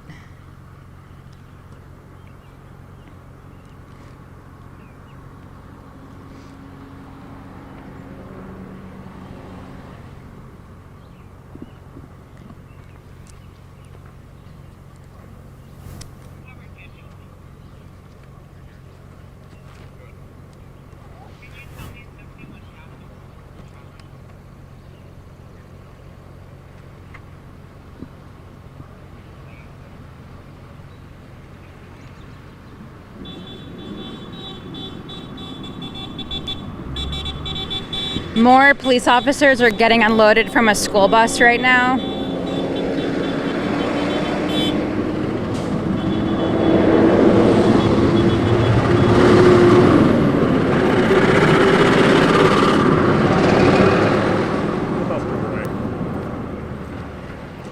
Yeah, the school bus drove away, but yeah, that last night as well, they were utilizing Park Rapids school buses. The police were. Yeah, so about 10 or so, 10 to 15 more law enforcement were just loaded off of that school bus.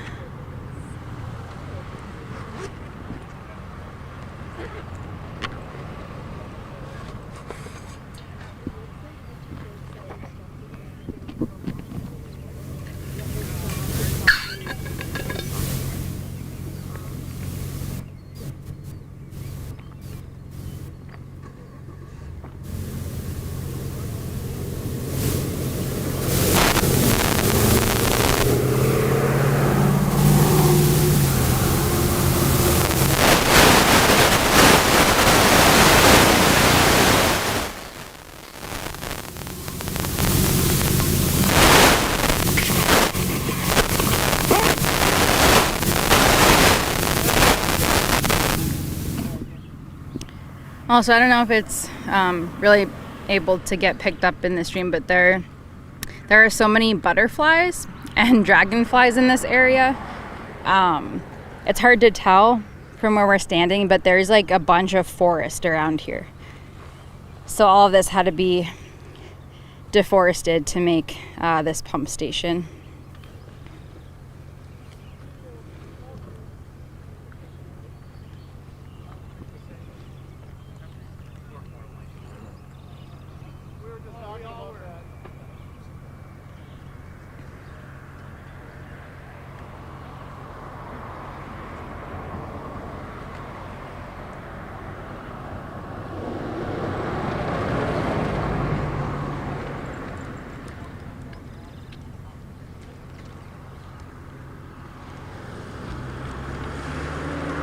Some Otter Tail County sheriffs are walking behind us.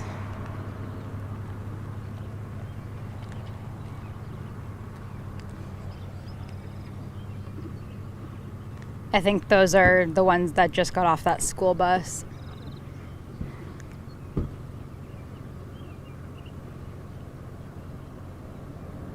And the police line that was in front of us is now walking off towards the work access road, close to the intersection of US 71 and 300 Street. They're now in that line, blocking off the work site access road.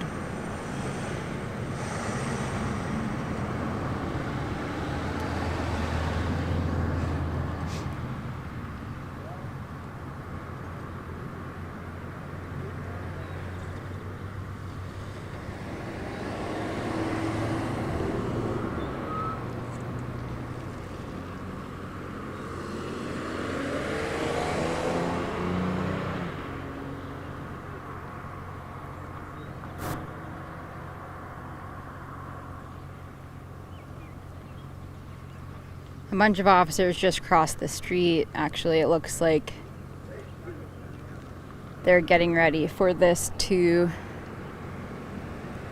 continue to de-escalate. I'm sure the two people will be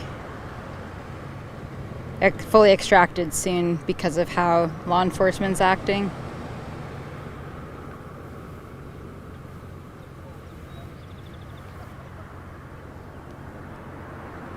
There is still a North Memorial Health SUV here. That was the ambulance company that they were using today.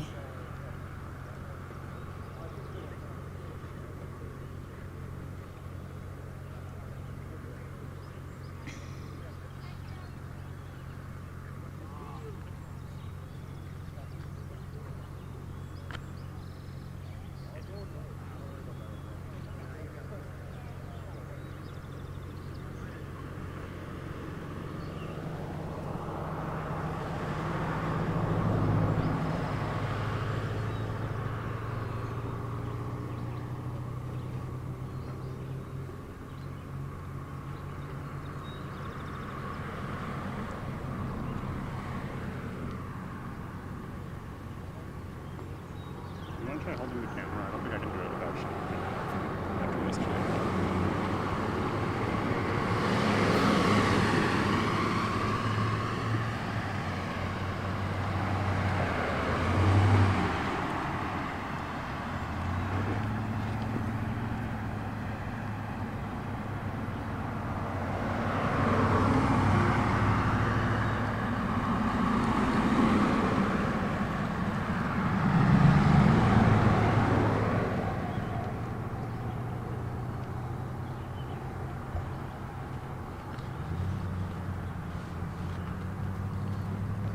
Do you want me to attach the mic to here, or what do you think?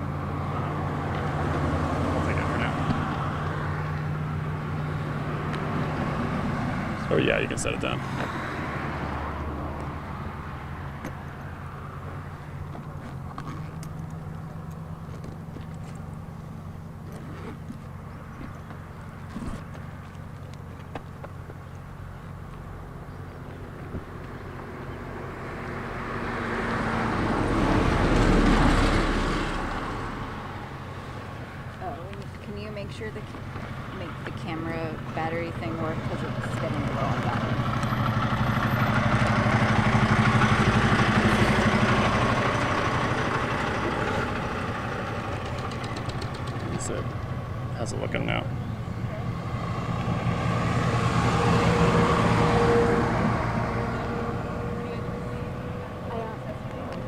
I don't know. Do you know where the people who were extracted at first were brought to? No. I guess you don't. Yeah, it's not working. Oops, not that. No, not that. The camera. Yeah. You have to hold this down for 3 seconds.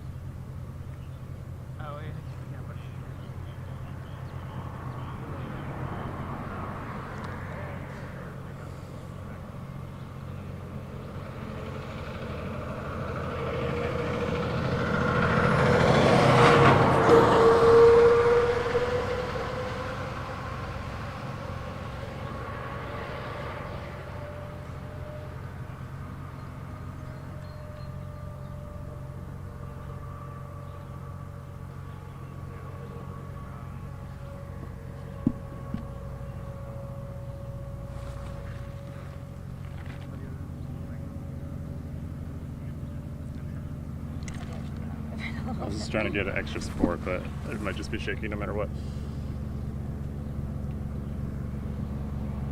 So we can see it looks like 5 or 6 sheriff's deputies. There's some police involved, but it's mostly different sheriff's departments gathered around the 2 water protectors who are either, they might still be locked to the boat or just locked to each other with a lockbox that looks like it's made out of PVC pipe and reinforced with other stuff. Based on what we could see last night, we can only see so well from here. But the work access road to the Two Inlets pump station for the Enbridge Line 3 tar sands pipeline is still shut down. There's a back access road to the site that is in use though.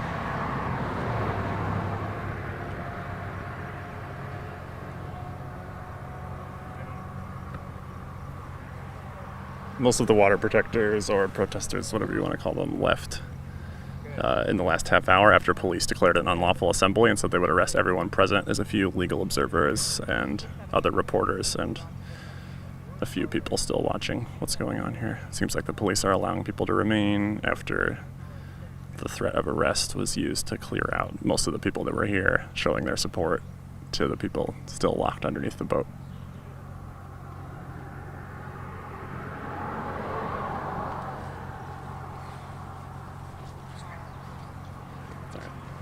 So yeah, you can see at least one person, looks like they're wearing a green long sleeve shirt. They seem to have their left arm hooked into a device that then the other person is probably going to be locked into as well. You can see it looks like one of those deputies just put his hand on the device connecting them. So they're going to be feeling out what kind of material I think is in there and picking which tools to use to cut through it. I believe these are the last 2 people that are there. 2 people were locked down in the top of the boat. The boat seems to be named Good Trouble. The 2 people in the top of the boat were taken out and arrested within, I want to say, the last hour.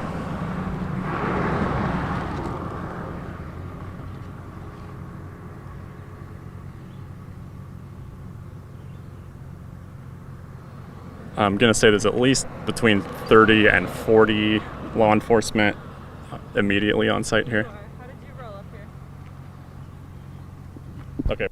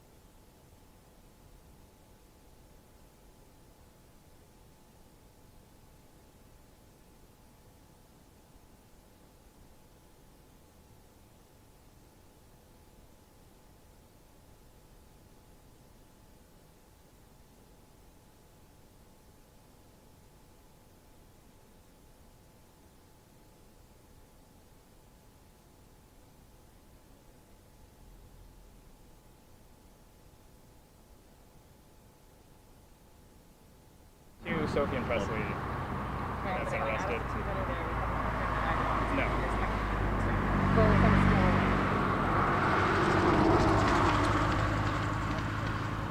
still So yeah, they're working on the lockbox now.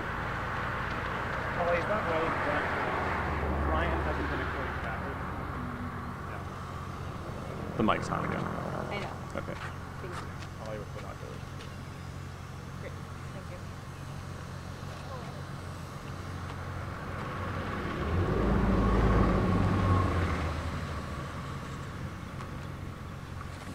So I'm gonna go.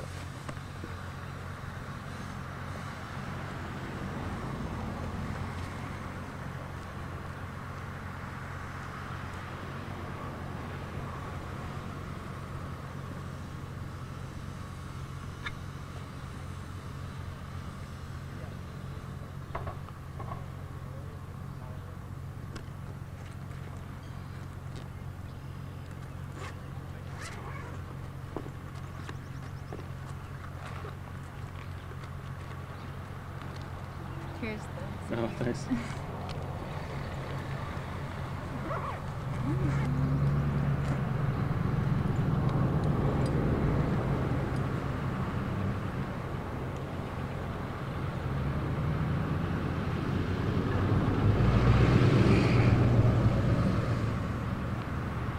Everyone's being involved.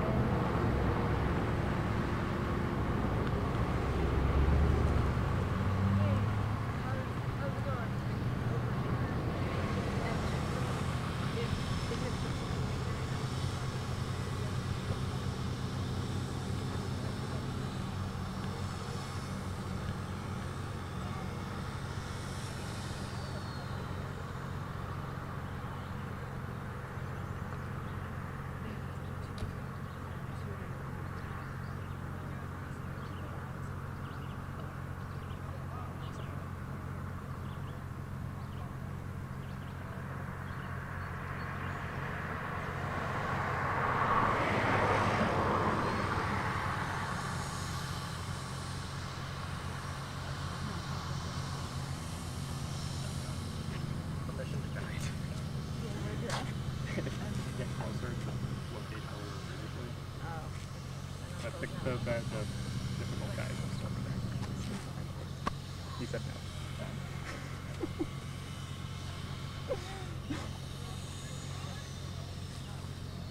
I don't think he likes the fact that we filmed our friend getting hit by a car this morning.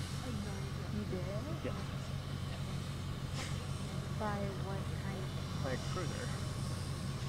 When they were calling out the cars, supporters were over on the side, on the shoulder, and this younger officer got in his cruiser, where our friend pulled off his corner, backed up, like stopped for a second. Like she started stuff away, but he wasn't pulling out slow, like he was going kind of fast, and hit her in the car, and at the side, and she like fell back to the stop sign, and then I think it was filmed from two angles, and then she confronted him. He's like, "Why did you hit me?" And at first he didn't say anything, and then his supervising officer was about what happened, and then the supervising officer had a talk with the junior officer, and the junior officer came over to apologize. And was like, "I'm not gonna hit you with the car." It's really bad. And so there was an accident before. And they have mics on. Polka dot consent. And yeah, so it honestly looked like an officer might be. Might be looking at that. He hit someone with the car. And he was just like in a rush. Like they were, they've been escalating and.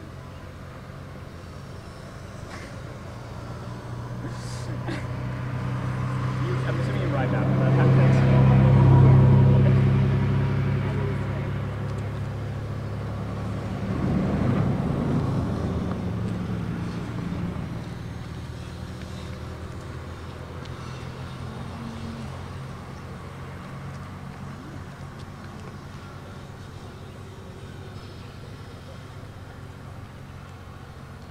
Pick him up.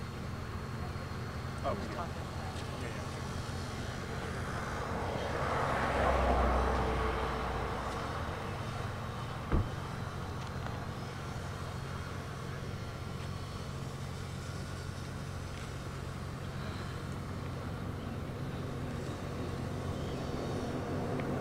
So you can see some of the sparks flying. We don't have a great view, but they're working on cutting people out of the lockbox. I can't tell if those two water protectors, the two individuals, still locked down, blocking the access road to the Two Inlets and Bridge Line 3 pump station. We can't tell if they're locked to the boat or just locked to each other. But these sheriff's deputies, whose hours today will be reimbursed by the pipeline company, are currently working to cut through and remove them to reopen the access road to the work site.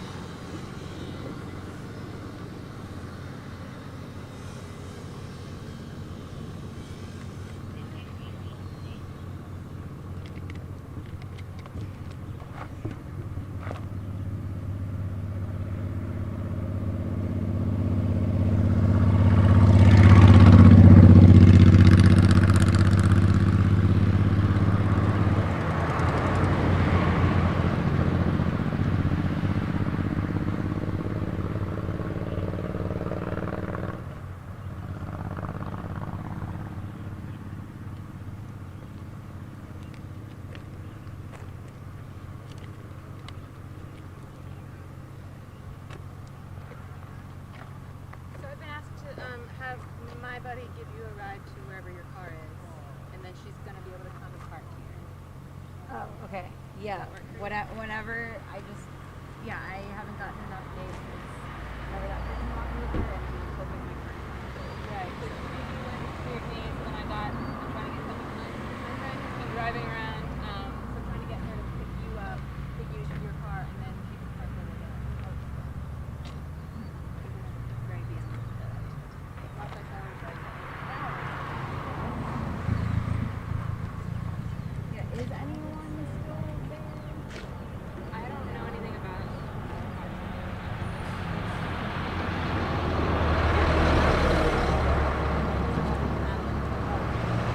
Somebody's with your car?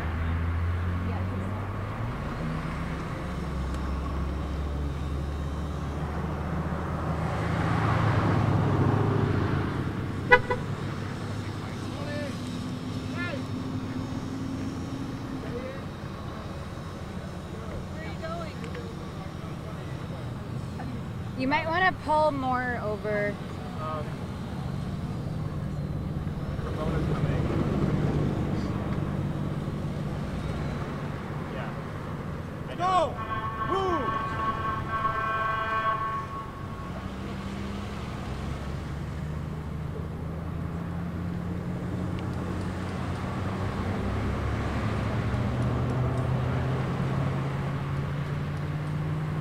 Yeah. Policy change.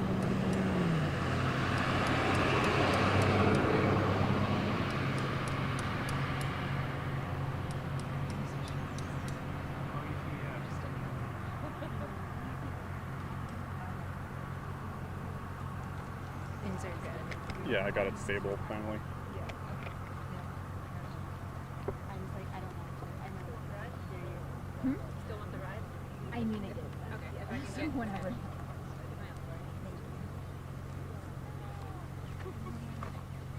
You taking this stuff with? My bag.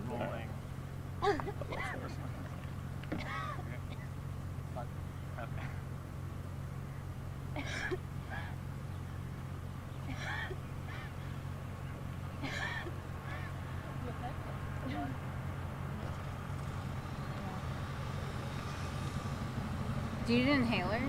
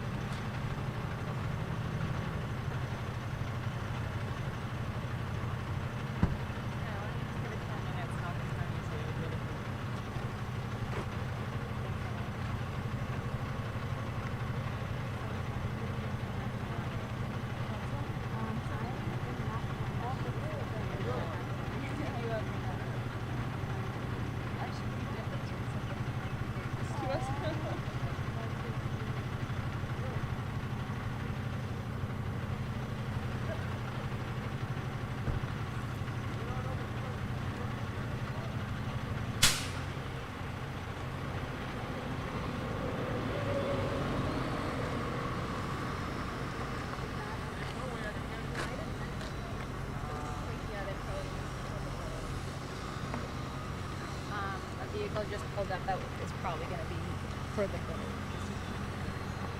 For the what? That for the boat, vehicle? yeah. I mean, you can stay here now, but maybe. Yeah, I'm just, as long as they're cutting them out, I'm gonna keep the shots simple.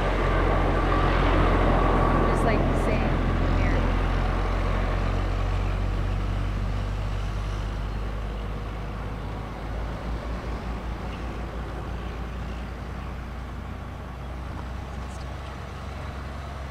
It's not church. Yeah, we.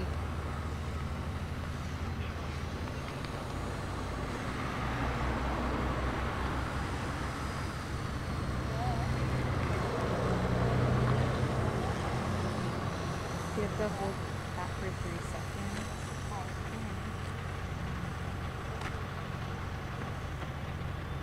Yeah, and it shows that it keeps staying. Well, this way I can monitor it.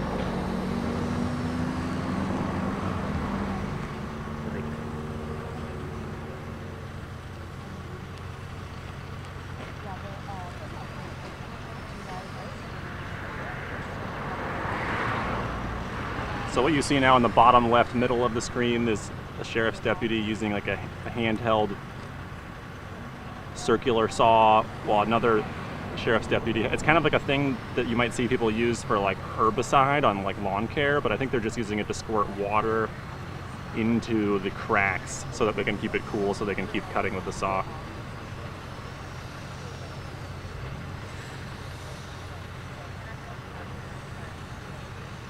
That's a lockbox device that's attaching 2 different arms of 2 of the water protectors who are still blocking the access road here to the Two Inlets and Ridge Line 3 tar sands pipeline pump station that intersects with US Highway 71 here in Hubbard County in northern Minnesota.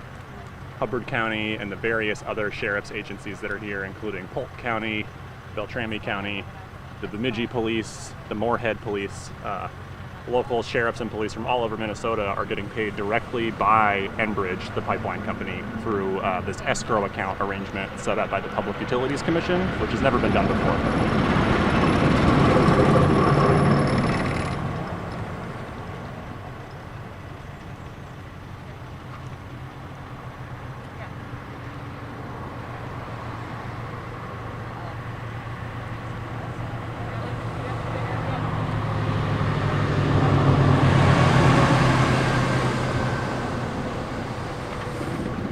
And the escrow account can't be used to buy things like tear gas, or it also can't be used to buy the kinds of saws they're using to cut through these lockboxes like you're seeing right now.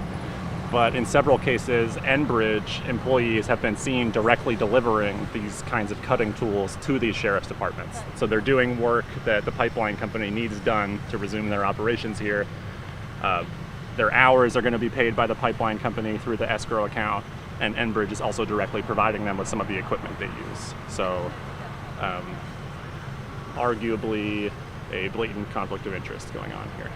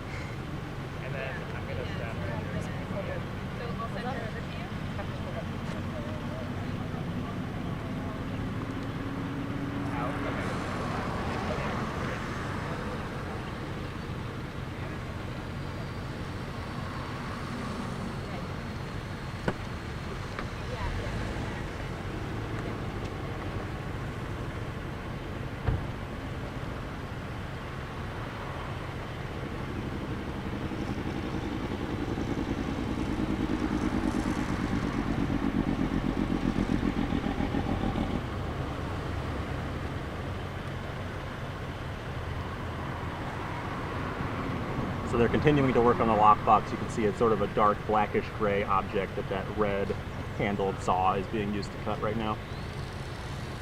If you listen carefully, you can hear the saw blades whirring. Kind of sounds like when you go to the dentist.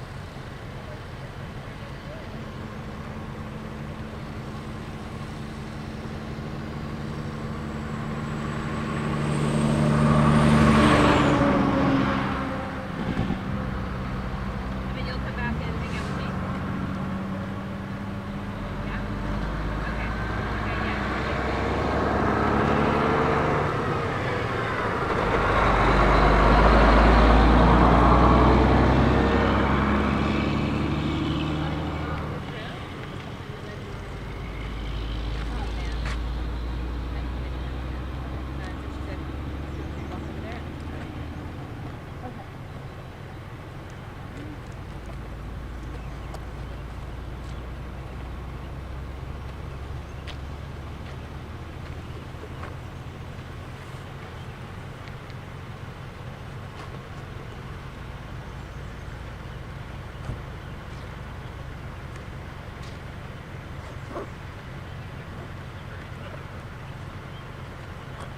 So they're going back to cutting the lockbox again.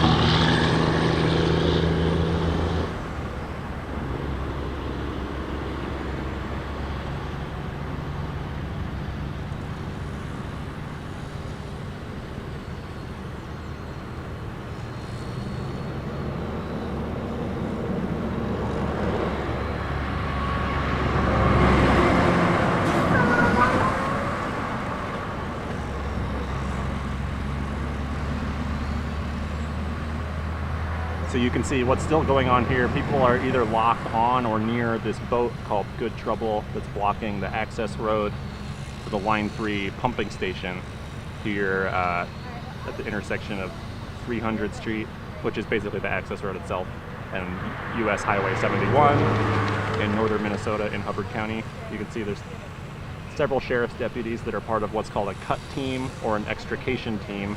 Some water protectors are locked together with a lockbox device, a device that's often used in civil disobedience actions to make it hard for law enforcement to remove people from an area where they're blocking something or attached to something. So you can see one of them has a hand saw, or sometimes they'll switch out for other cutting tools, and they'll be cutting into this lockbox. I think there's other kinds of materials inside there, and then another deputy will be maybe pouring some water on it as they cut, because otherwise things can get too hot from the saw cutting against the metal material that might be lining the pipe of the lockbox. And then another officer will, either be pouring water on to keep it cool so the cutting can continue, or they might be trying to stick a pry bar in there to pry things open.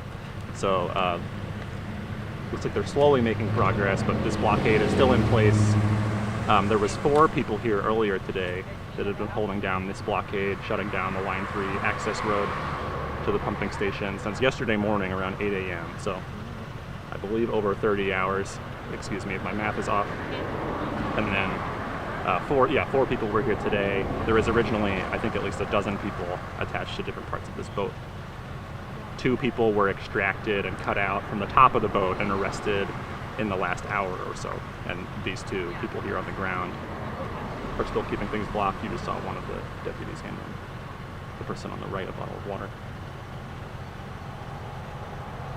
And again, the equipment that these cut teams are using is in some cases donated directly by Enbridge, the tar sands oil pipeline company, the huge multinational dirty tar sands oil corporation that's doing this project.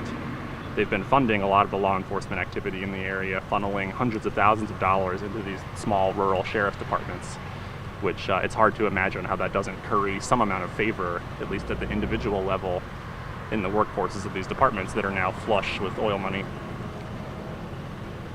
And in some cases, they've donated these cutting tools directly to sheriff's departments.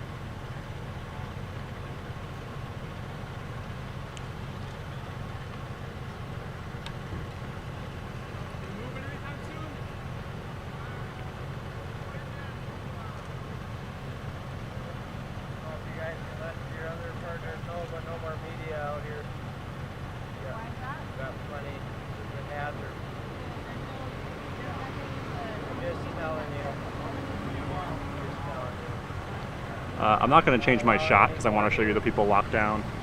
But a sheriff's deputy just came up and told some of the other people filming, we have plenty of media. No more media out here, you already have plenty. So the sheriff's department has decided that any more journalists who want to come document will not be allowed to do so. And again, these are sheriff's departments that are getting funded to the tune of tens or hundreds of thousands of dollars through the Enbridge escrow account, where the pipeline company is directly funding law enforcement activity against pipeline opponents. If you don't know about the Line 3 escrow account and sort of the various details of that, look up reporting by Will Parrish and Aileen Brown for The Intercept. They've gotten a lot of the police and sheriff's documents detailing the shadiness going on here.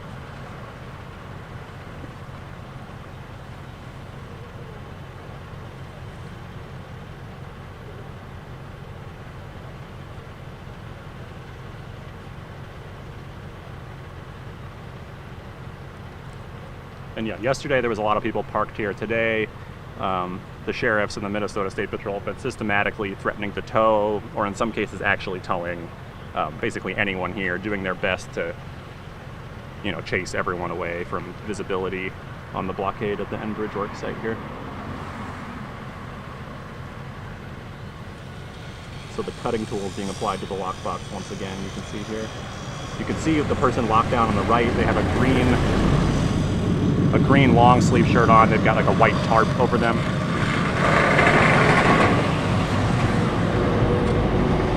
So they're now cutting with the saw along the length of the lockbox. And then once they get the cut in deep enough, people are going to try to pry it open.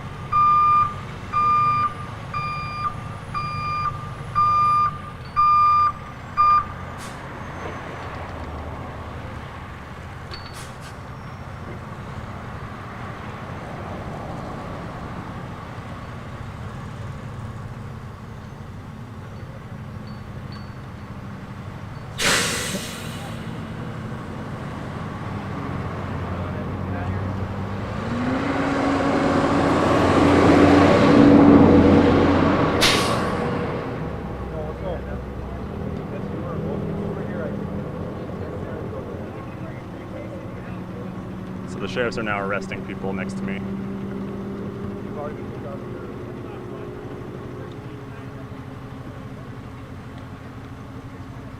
An hour ago, you weren't kicked out of it. I was not kicked out. I was Okay. So believe.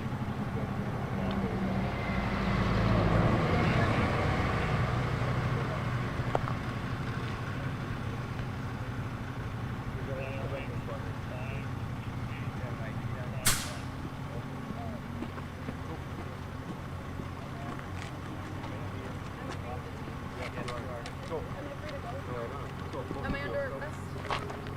Yes, you are.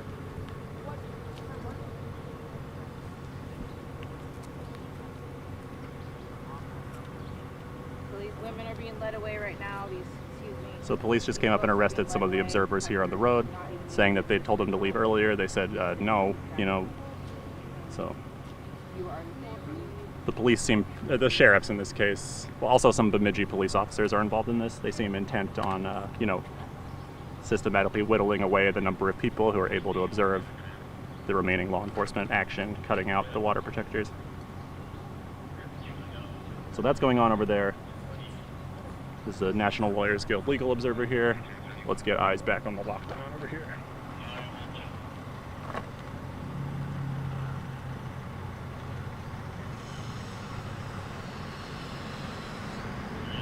Yeah, and again, this is all, the protests and direct actions here are all against the Enbridge Line 3 tar sands pipeline project, which is going through northern Minnesota, including a lot of native treaty territory, where native peoples who sign treaties with the United States are still supposedly guaranteed access to hunt and travel and fish and make use of the waterways. And so the people opposing this pipeline project are being policed by sheriffs and police departments who are being paid to the tune of most of $1 million by the pipeline company.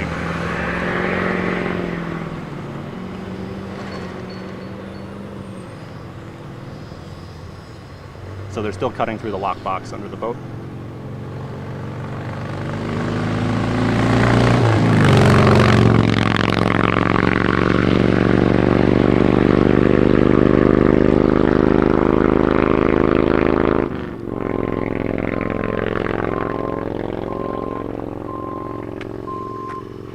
This person's being led away in plastic flex cuffs.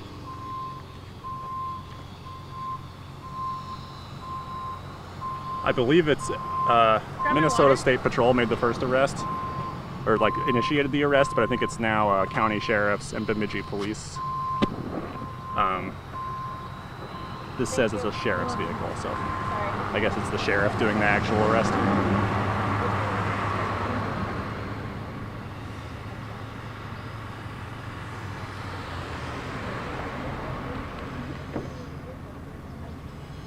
So yeah, again, these officers and deputies who are taking action against opponents of the pipeline are being paid by the pipeline company.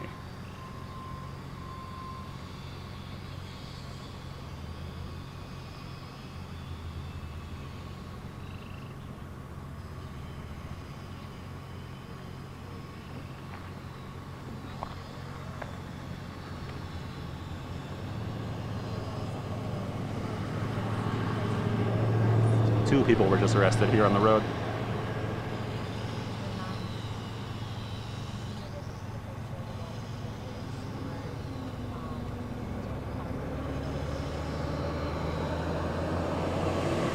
Give me 1 second while I stabilize my shot here. Sorry about the shakiness. Doing the best we can in the heat here.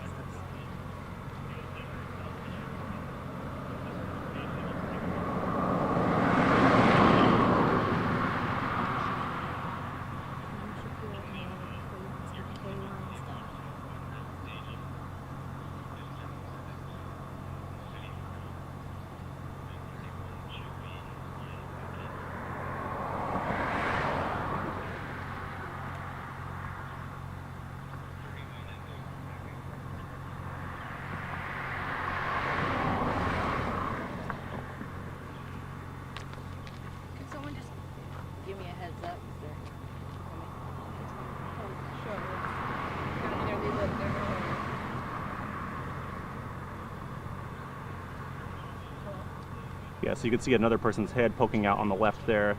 Looks like they're revving up the generator to plug in another cutting tool. Try to cut them out of the lockbox and get the access road opened back up.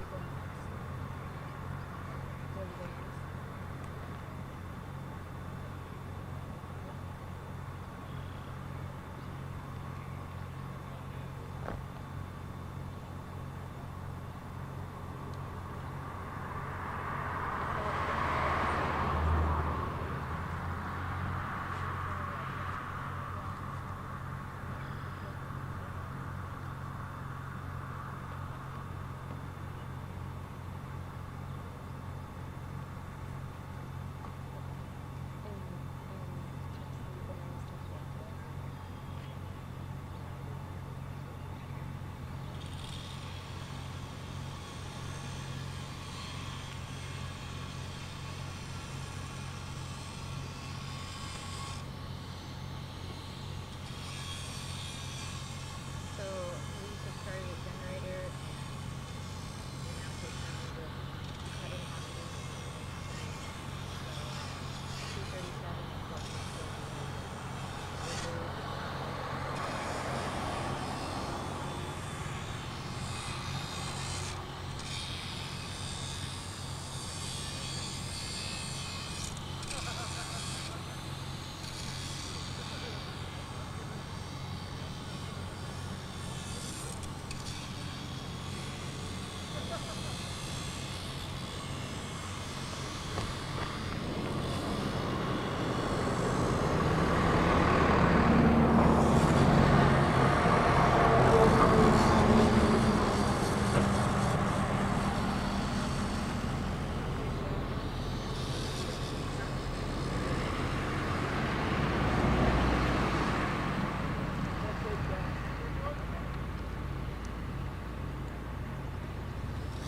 Okay, so they're still working to cut through the lockbox.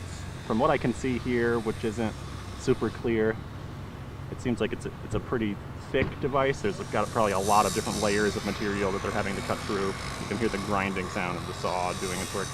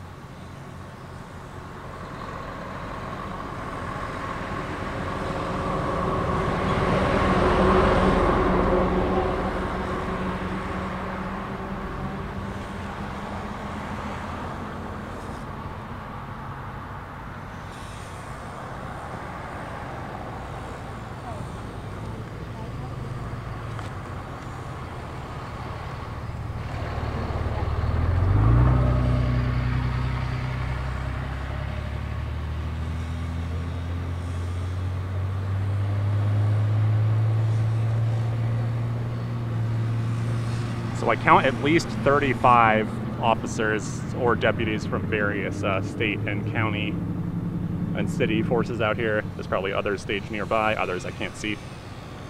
My understanding is that all of those hours will be reimbursed through the Enbridge escrow account. So basically, the more money, the more time, the more personnel these county sheriff's departments can allocate to defending the pipeline, the more their budget will grow, because they're not paying for any of that out of their own budget. So that's a pretty clear financial incentive. Even if you are overly charitable in assuming best intentions on the part of the police commanders, that's still just a direct financial incentive that you can't really get around.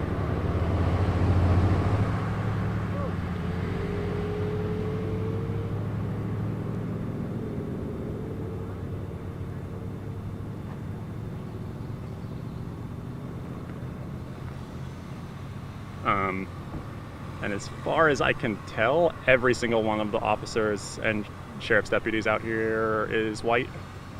I haven't seen any who are people of color.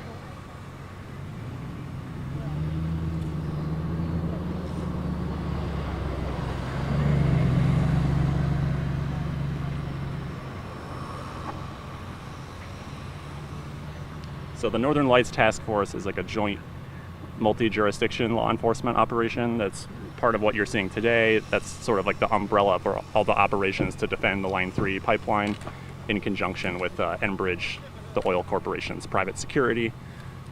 I believe the task force officially includes like 16 or 17 county sheriffs and state agencies who are on or near the pipeline. But we've seen many other county sheriffs out here. I've read the list of the county sheriffs involved. We've been trying to send public records requests to all of them to try to bring some transparency to what's been going on. But I've seen other sheriffs involved last night and today who aren't even on that list. Sheriffs like Rice County, Anoka County sheriffs were seen in the area last night. Various others as well who aren't even on the list of counties around the pipeline. It's just kind of a feeding frenzy for law enforcement to deploy to the pipeline route and then get reimbursed by the pipeline company. That laughter you just heard was someone in a truck with a Blue Lives Matter flag just kind of heckling people as they slowly drove by.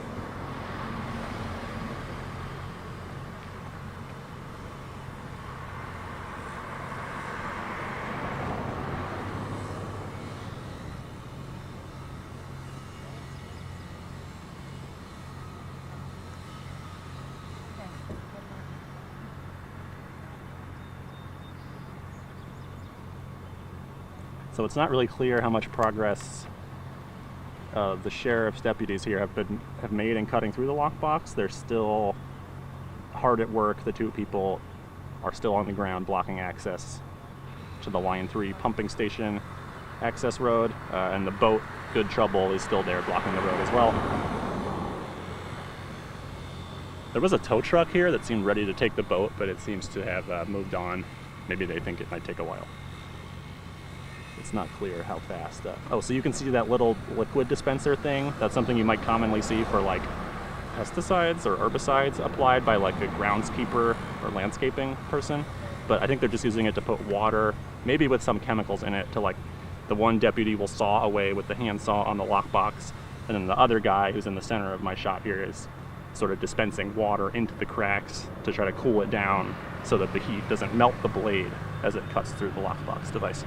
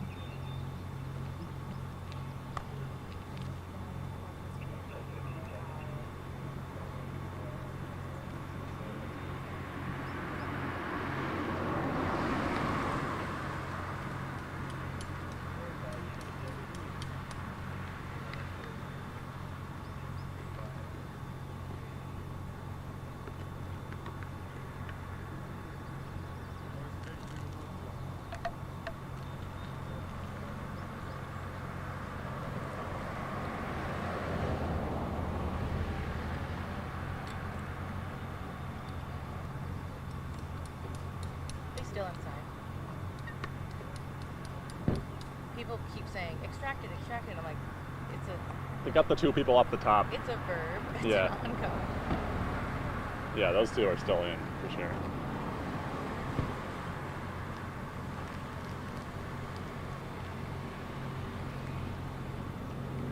Okay, so it looks like they've made a deeper cut in the pipeline. They're hammering to chip away some of it. They've got pliers out. So they've made some progress in getting through the device. There might be some pretty thick layers on it though. This could mean they're closer to done, or just that they've just completed one of several necessary parts to extract the individuals.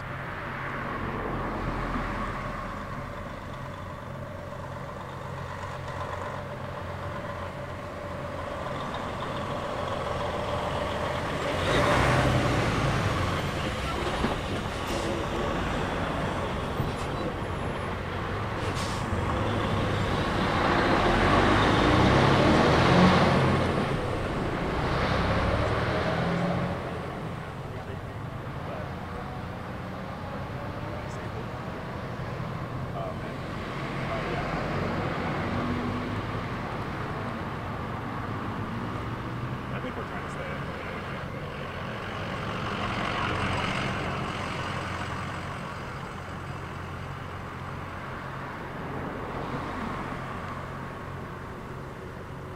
So yeah, they're using the pliers to try to pull away some more layers.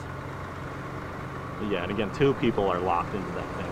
So you can see it's kind of like a fat gray tube. You can see the person on the right just moved a little bit. I think you can see their hand or some part of their body sticking out from under the protective tarp that's placed over them so that the sparks don't hit their skin.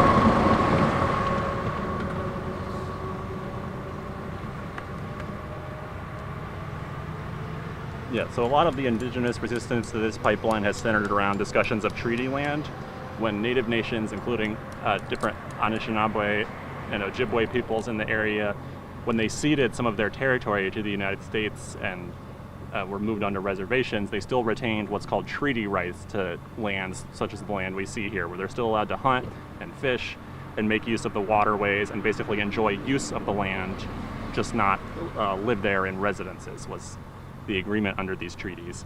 And so oil projects like the tar sands Line 3 oil pipeline threaten the environment. They alter things. They deforest areas.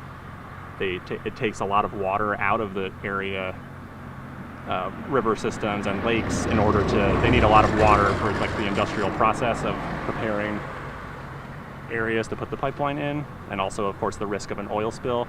Line 3 itself, the older version, which is being partially replaced and partially they're digging a hole, they call it the Line 3 replacement pipeline, but that's kind of a misnomer because a lot of it is an entirely new route, and the pipeline is also much larger. It's a much larger capacity than the previous pipeline.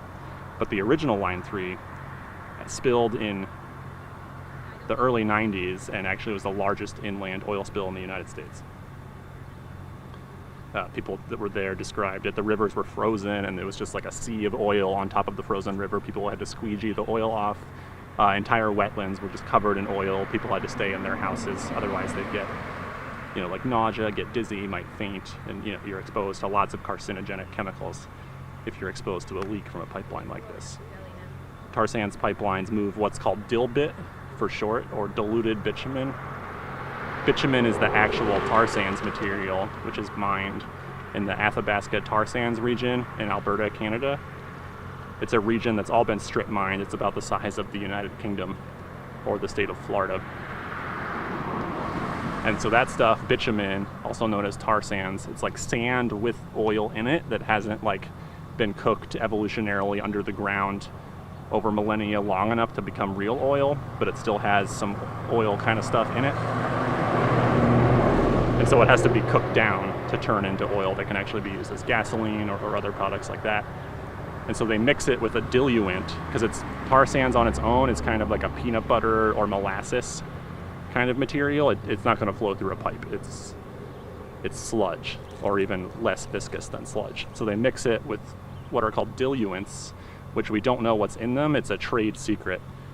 Some advocates against the pipeline think that it's kept a trade secret because these are very harmful carcinogenic chemicals that can cause death or birth defects or serious lifelong illness to people exposed to them. So doctors that would have to treat people from a leak of this material wouldn't even know what materials their patients have been exposed to because it's a corporate trade secret. But we do know that things like benzene are in oil, and so yeah, there's a lot of health consequences and potentially permanent damage to the environment when these pipelines spill, which they inevitably do sooner or later. Enbridge likes to talk about their safety record, but if you look at it not from what their PR personnel say, it's quite sketchy. They were also responsible for the 2010 spill of, I believe, the Line 5 pipeline in the Kalamazoo River in Michigan. Line 3 itself was responsible for the largest inland oil spill in the United States. The Line 5 Kalamazoo River spill in Michigan in 2010, basically 20 years later, was one of the largest oil spills in the United States. So Enbridge holds several records for inland oil spills in the United States.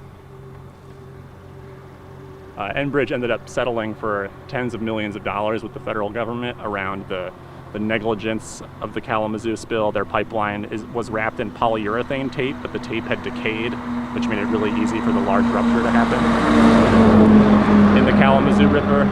And then even years after their settlement with the federal government, Enbridge got fined even more millions of dollars because they failed to routinely inspect their pipelines to keep that from happening again. So that was just 5-6 years ago, that after they'd already settled the lawsuit from the federal government about the Kalamazoo spill, they got caught again not honoring their agreement to inspect their pipelines and basically make sure they're preventing another leak. So these are the sorts of things people are worried will happen if the Line 3 pipeline is completed here in northern Minnesota. And then it goes to Superior, Wisconsin, where it's going to get cooked down in refineries and then exported to international markets, not really for use in the US. I think this stuff would mostly go to India.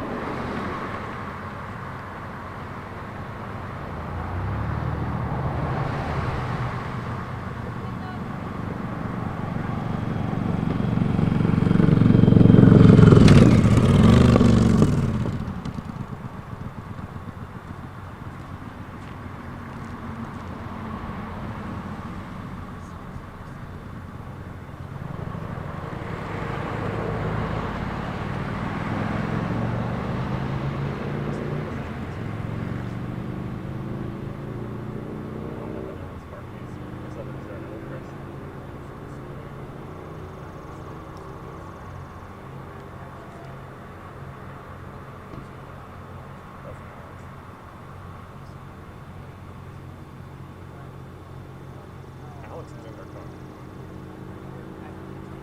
Alex is on site. Right, so I guess. She has someone else's car. I don't think anyone's going to be in their car. It's me, her, me, her.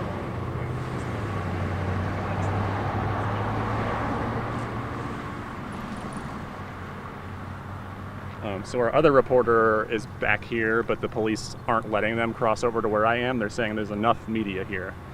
So the sheriffs who are getting paid by the pipeline to work against the pipeline opponents are also, there's 2 other people here with cameras, including, I guess I would be the third. So I guess, I don't know, no more media over here allowed is what law enforcement is saying. So.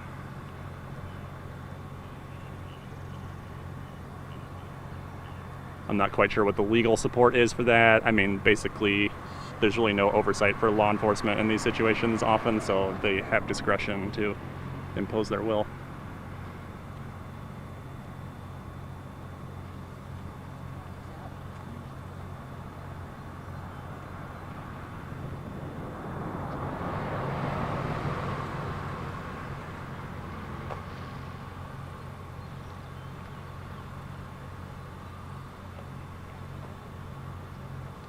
So yeah, thankfully we're still able to film this lockdown. They're cutting, you can see now they're sawing through the lockbox, it looks like. Yeah, I think if I left, they wouldn't let me back in. Our other reporter who left because their car was under threat of being towed. The police and sheriffs have been aggressively basically making sure no one can have their cars here. There's no parking lot nearby. It's a public road, but they're not letting people stop on the side of the road anymore. They're being, drivers will be confronted and threatened with arrest or towing if they stop in the area. And so they're saying, yeah, there's enough media, you can't go. So I am unable to have my colleague help me with my work here today due to, that's the decision that the Hubbard County Sheriff made.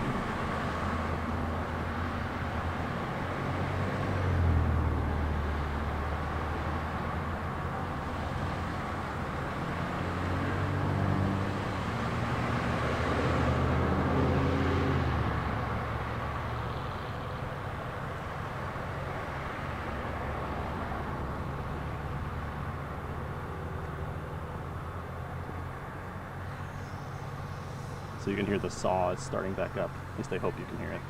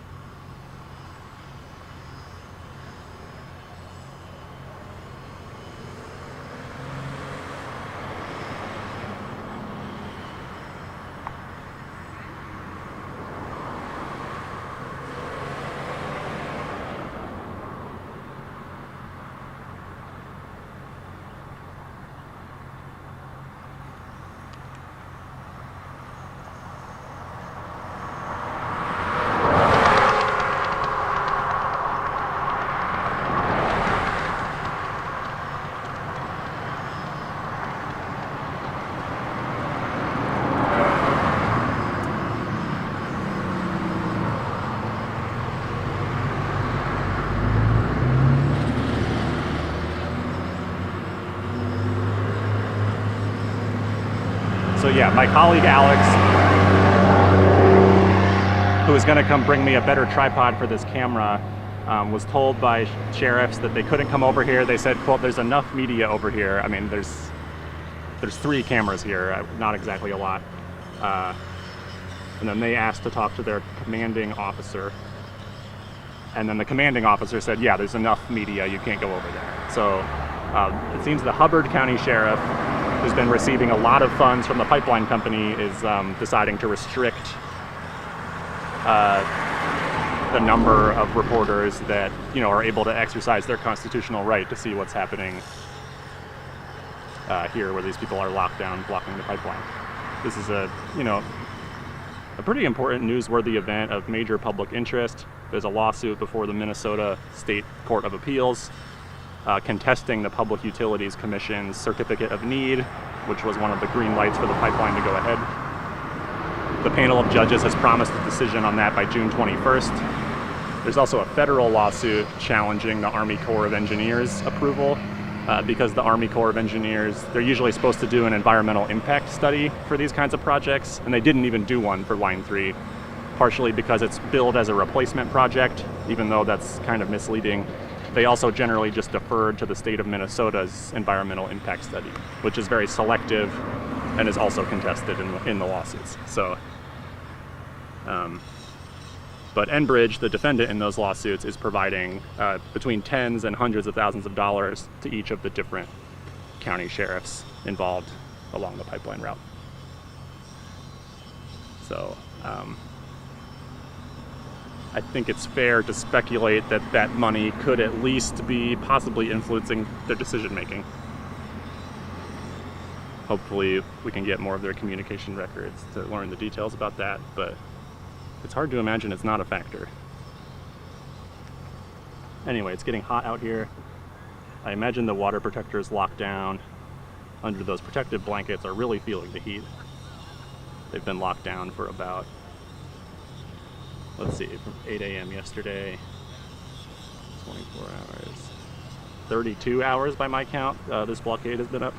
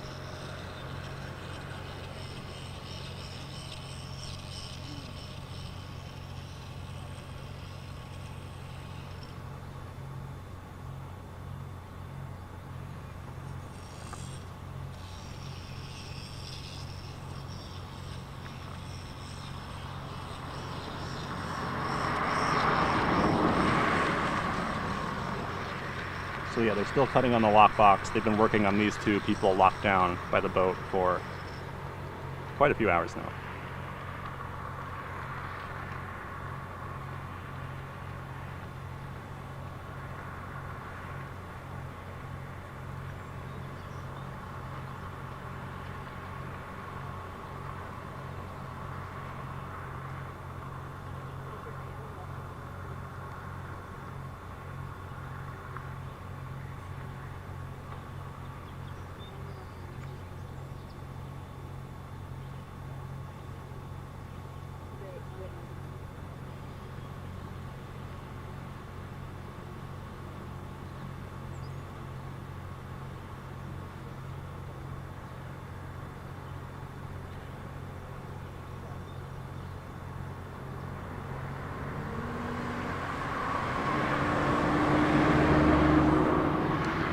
Yeah, so the group of officers who specifically prevented my colleague from coming over here and bringing some more equipment are with the Bemidji police, but they're deployed here in Hubbard County as part of the multi-jurisdictional task force. So I assume it's an understanding between all of the officers and deputies here that they're like, okay, don't let any more media in. Tell them it's enough media, you know, they have plenty, is what we heard one of them say before.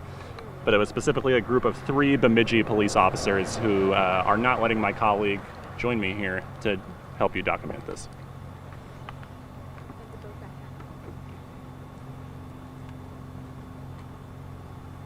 That tripod, huh?